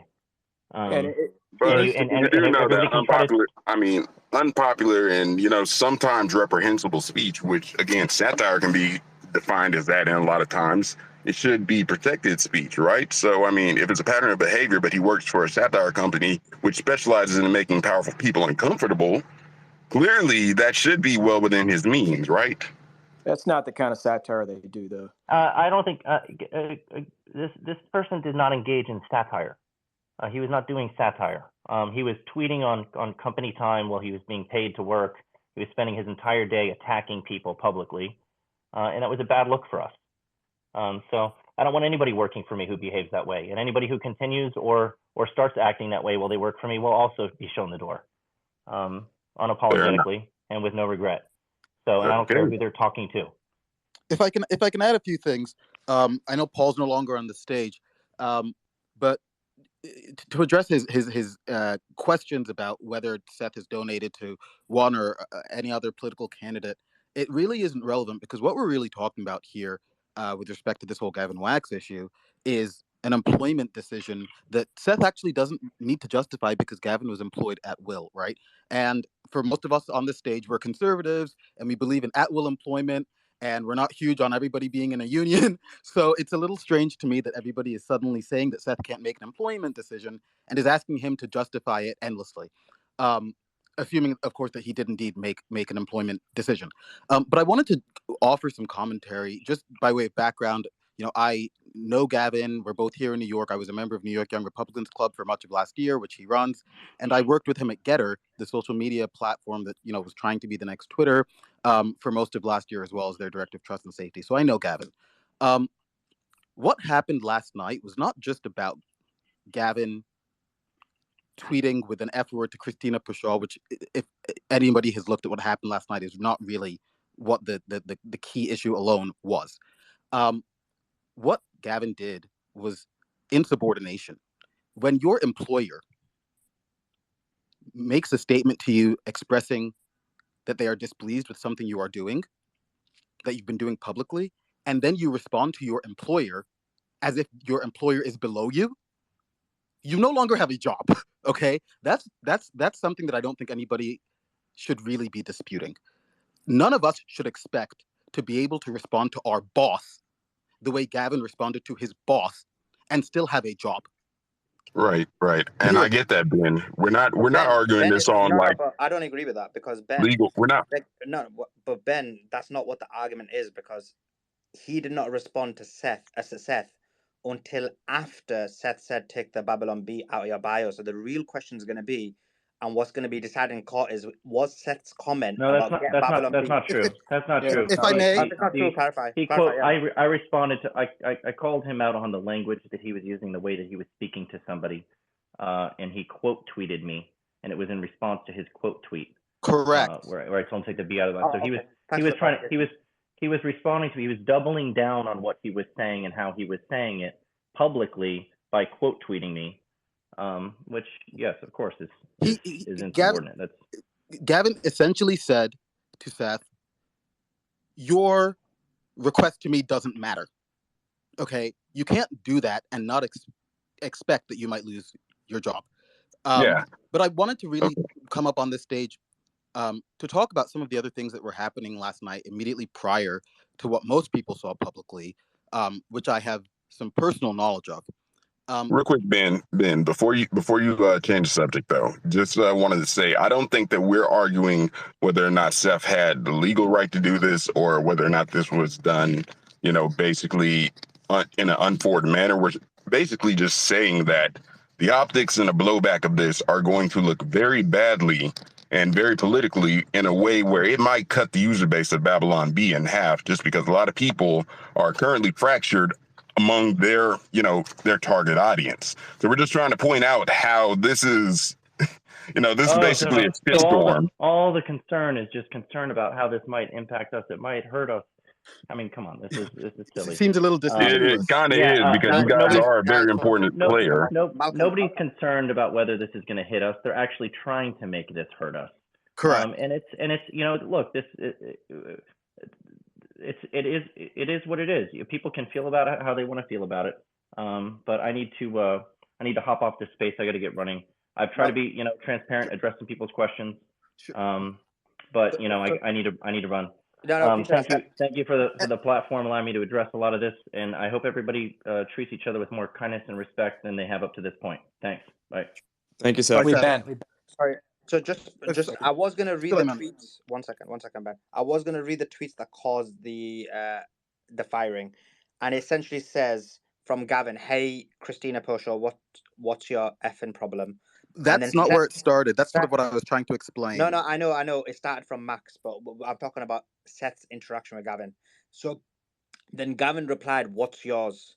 And then the next tweet was, "Tweeting like this with a B in your bio doesn't work for me." So now that comment there, tweeting like this with a B in your bio doesn't work for me. I'm guessing Gavin's team is going to argue that was some form of firing, and Seth's team is going to argue that it wasn't. And then after that, Gavin then quote tweeted Seth and said, "Being accused of things that are false and criminal doesn't work for me." Oh, he's using the same words that Seth used back onto him, but essentially explaining the reasoning for it. And then that's when Seth said, "You can take the B out of your bio." Wait, Ben, I'm confused though, Ben. Now, yeah. So sorry, go ahead. Yeah, well, sorry, I was saying with Ben, you said you knew Gavin. Why did you get fired from Getter? I'm confused about that part. So I didn't actually say that he got fired from Getter. What I was going to first say is that the Getter situation was actually a part of what happened last night. Max Nordau tweeted at Gavin, asking him why he had worked for a company controlled by and took money from a guy named Miles Guo. So Miles Guo is a massive serial fraudster who turned out to be the sole investor behind Getter. Getter wasn't actually started as an American social media platform. That's what we were led to believe, the public was led to believe, and what I was led to believe when I wanted to go work there and did go work there as their director of trust and safety. In reality, while publicly it was being said that this Miles Guo character was just a small minority investor and that there were a multiplicity of investors investing in the company, it later turned out that that was not true. Additionally, it turned out that Getter had actually been created. Again, this is something I didn't know before I went to work there, had actually been created by Miles Guo as part of his sort of web of frauds, which centers around pretending that he's like a big anti-CCP activist, when in reality he's actually very close to many people who are very active in the CCP, including in certain like intelligence and counterintelligence arms of it. In any event, Gavin was in a marketing role at Getter for most of the time that Getter's existed, and left, I think, either late last year or early this year. And there was always a question, okay, did he know that Miles Guo was the sole investor, or was he hoodwinked like some of us were, including me? Later, after he left Getter, in February, and he left Getter and then went to the Babylon B, okay? They may have had some layoffs, I believe. They did have layoffs in December, January. I left in September. Gavin wrote a very effusive, pro Miles Guo article. It was in Newsmax and some other places, accusing the DOJ, the Department of Justice, of targeting Miles Guo because he's anti-CCP, when in reality, Miles Guo stole over about $1 billion in funds through cryptocurrency schemes, and saying that he was raising money for anti-CCP nonprofits, and took that money and used it mostly to buy mansions, sports cars, $36,000 mattresses. So Ben, we haven't got the whole time to go through the whole story, but to get to the whole Gavin thing. The point is Max Nordau. One second, Ben. Isn't it the case though that this person you're referring to, Miles, he hasn't been charged yet, and he has been charged with wire fraud, securities fraud, conspiracy. Sorry, he hasn't been convicted. He has not been convicted. He remains in jail. He was denied bail. Correct. Because you mentioned that you left. Did you leave or were you fired from there, Ben? No, I left. I left voluntarily, and I have documents that I can show you proving that. I can get into that very briefly, just to say that I saw some things that were really not kosher, really not appropriate, and not legal. And when I raised them, they were only fixed in part. The corrective action wasn't taken, and I just really ultimately could not continue to be a part of that if they weren't going to change some of the things that were happening there. And eventually I was told that those things wouldn't change. And so I said, I'm not comfortable being here. And I left voluntarily. And in fact, I have a letter of good standing signed by Jason Miller, the then CEO, who's now back at the Trump campaign in communications roles. I have a letter signed by him, which he actually voluntarily, I didn't even ask for it, voluntarily wrote and signed by him and the head of HR, saying that I left in very good standing and it was voluntary. But here's the thing with Gavin. Max Nordau tweeted at him about his working for Getter and taking money from Miles Guo. That wasn't just about the fact that he had once worked at Getter. It was also about the fact that Gavin had been writing these pro Miles Guo articles as late as this September, which is, by the way, after Getter had then in December and January basically laid off most of its Americans. There are no Americans who work at Getter. There are no Trump people or Republicans working at Getter. Anyone who tells you otherwise is lying. I can tell you that for sure. And with just let me just very quickly finish. And so what happened with Christina Pushaw? Ben, you just look. If you want to do a long speech, that's fine, but you need to summarize your point succinctly within 15 or 20 seconds. Because Christina Pushaw liked a tweet. Right. Okay. Ben, I'm not trying to be rude, but you're not listening to what I'm saying. We can't have somebody do a monologue for half an hour about somebody's entire life story. You need to summarize the point in 30 seconds. If not, I'm going to move on to somebody else. I switched off because it took so long. Go ahead, Ben. Here's a summary. Christina Pushaw liked a tweet that Max Nordau had written about Gavin about Getter. It was after that Gavin then wrote his tweet saying, "What the fuck is your problem?" So part of what happened last night is Gavin felt targeted and maybe nervous about, and also didn't really want to discuss his past relationship with Getter. So I can't speak to exactly why that is, but that's kind of what set it off. When Gavin said, "Christina, what the fuck is your problem?" I don't think that was actually about Trump at all, or about DeSantis at all. I think that was because he saw that she liked that tweet. So wait, but and that's a big part of the story that no one really talked about. And in fact, all day long, Gavin hasn't brought that up again, which is really interesting. So this is like we're talking about this whole thing. This is all assumptions and nothing, nothing that really pertains. This whole thing is because of that tweet, which you just came to the conclusion of. I mean, unless you were No. I hear what you're saying, but what I'm saying is there was a backstory, and Gavin tweeting at Christina Pushaw was about something. He hasn't talked about that again since this all diverted to talking about the Babylon Bee. And I think, and by the way, you're totally right to say that, well, maybe this doesn't have much to do with it, but I think, Gavin's welcome to come up here and say what he really thought about that. Okay, so you're making. I think that's the only way to resolve this. Malcolm, to close this.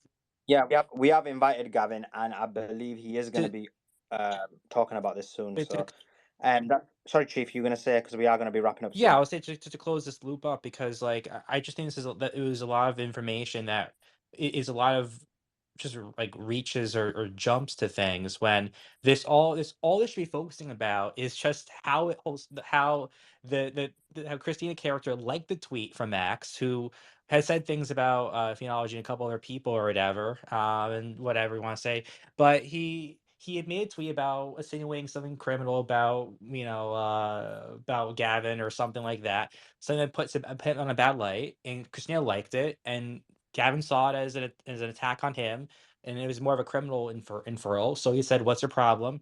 And that's what this whole thing kicked off on. So that should just be this. You're better at summarizing than I am, so thanks for that. Yeah. Look, let me. So I've been in the corporate world, also in the private political world.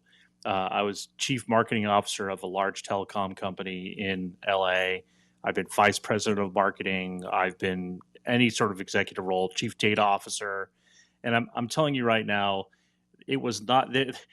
There must have been a history going on. You don't fire a guy. This must have been like the last straw. So I'm guessing there was a history of problems between the CEO and Gavin. You can't address it any other way. That's got to be the issue.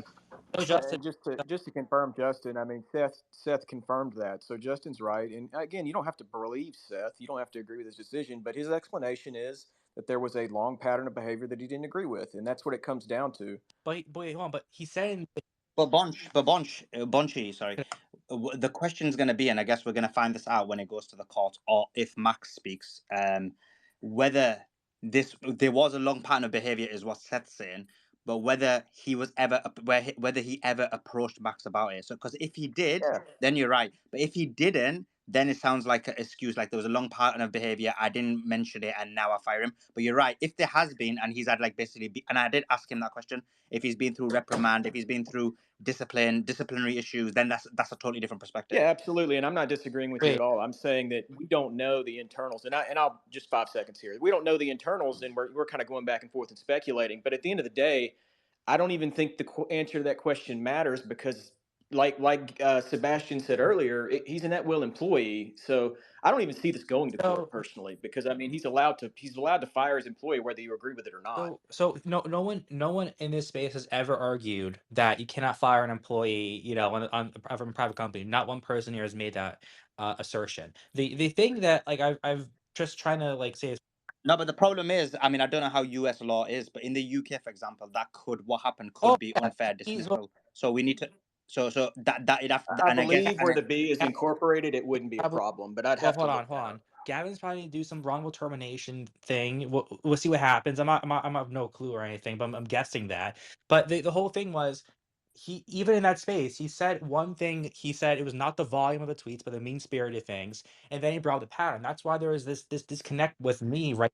So guys, I received a message from Raheem. Obviously, I have invited him to come as well. Yeah. He is the person who has hired Max now that he was fired. So he did a good tweet where he said, "You guys fire publicly and I hire publicly."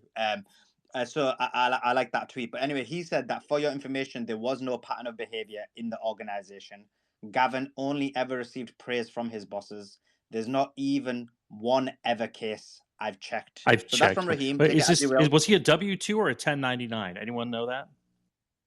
So anyway, what I'm saying is, Justin, I'm just reading what he said. Gotcha. No. What I meant is, do we know if he was W-2 or 1099? I'm not sure. But could I fish this quick? So what I'm saying is, I mean, Raheem hired him, so that's something to know. But yeah, Justin, what did he say? Sorry, was he? Well, so in the U.S., if you were a W-2 employee, you are an actual employee of the company, and you participate in its benefits. There are requirements. There's also laws that cover you there. If you are a 1099 employee, you are a contractor. Sometimes they'll give contractors titles. I served as a chief marketing officer of a company at 1099. So I'm just curious, was he a 1099 or was he a W-2? Does anyone know? No. I don't think, right? Yeah, we don't know. He didn't say anything about that. I've asked Raheem, but yeah, sorry, go ahead. Yeah, so just because the whole thing was the whole volume versus amount of tweets, and then the question that was brought about the we're not gonna know about this, but the policies about Twitter usage, and if they're tweeting some vulgarity or something, is there any consequence for that? We don't know if at any point the boss's Gavin down and told him not to do these tweets. We have no clue about any of that information, and he can't confirm that because it's an internal matter. So we're doing a lot of speculating on that front. But in reality, what we can see is that there, at a bare minimum, are people who are with the Babylon Bee, who are employees, who have not good spirited tweets or a common pattern of using vulgarity. So whether or not it'll be enforced, it's up to that. That was my whole big qualm with going in here, because I saw as selective enforcement of things.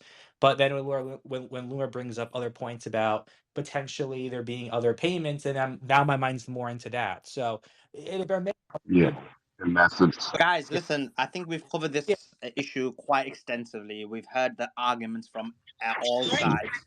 I want to give a shout out to the team, because initially we're going to do Trump and DeSantis, and then it was quite late on we decided to the Babylon Bee. We did invite Seth, and credit to him that he came on with hardly any notice. We invited Max.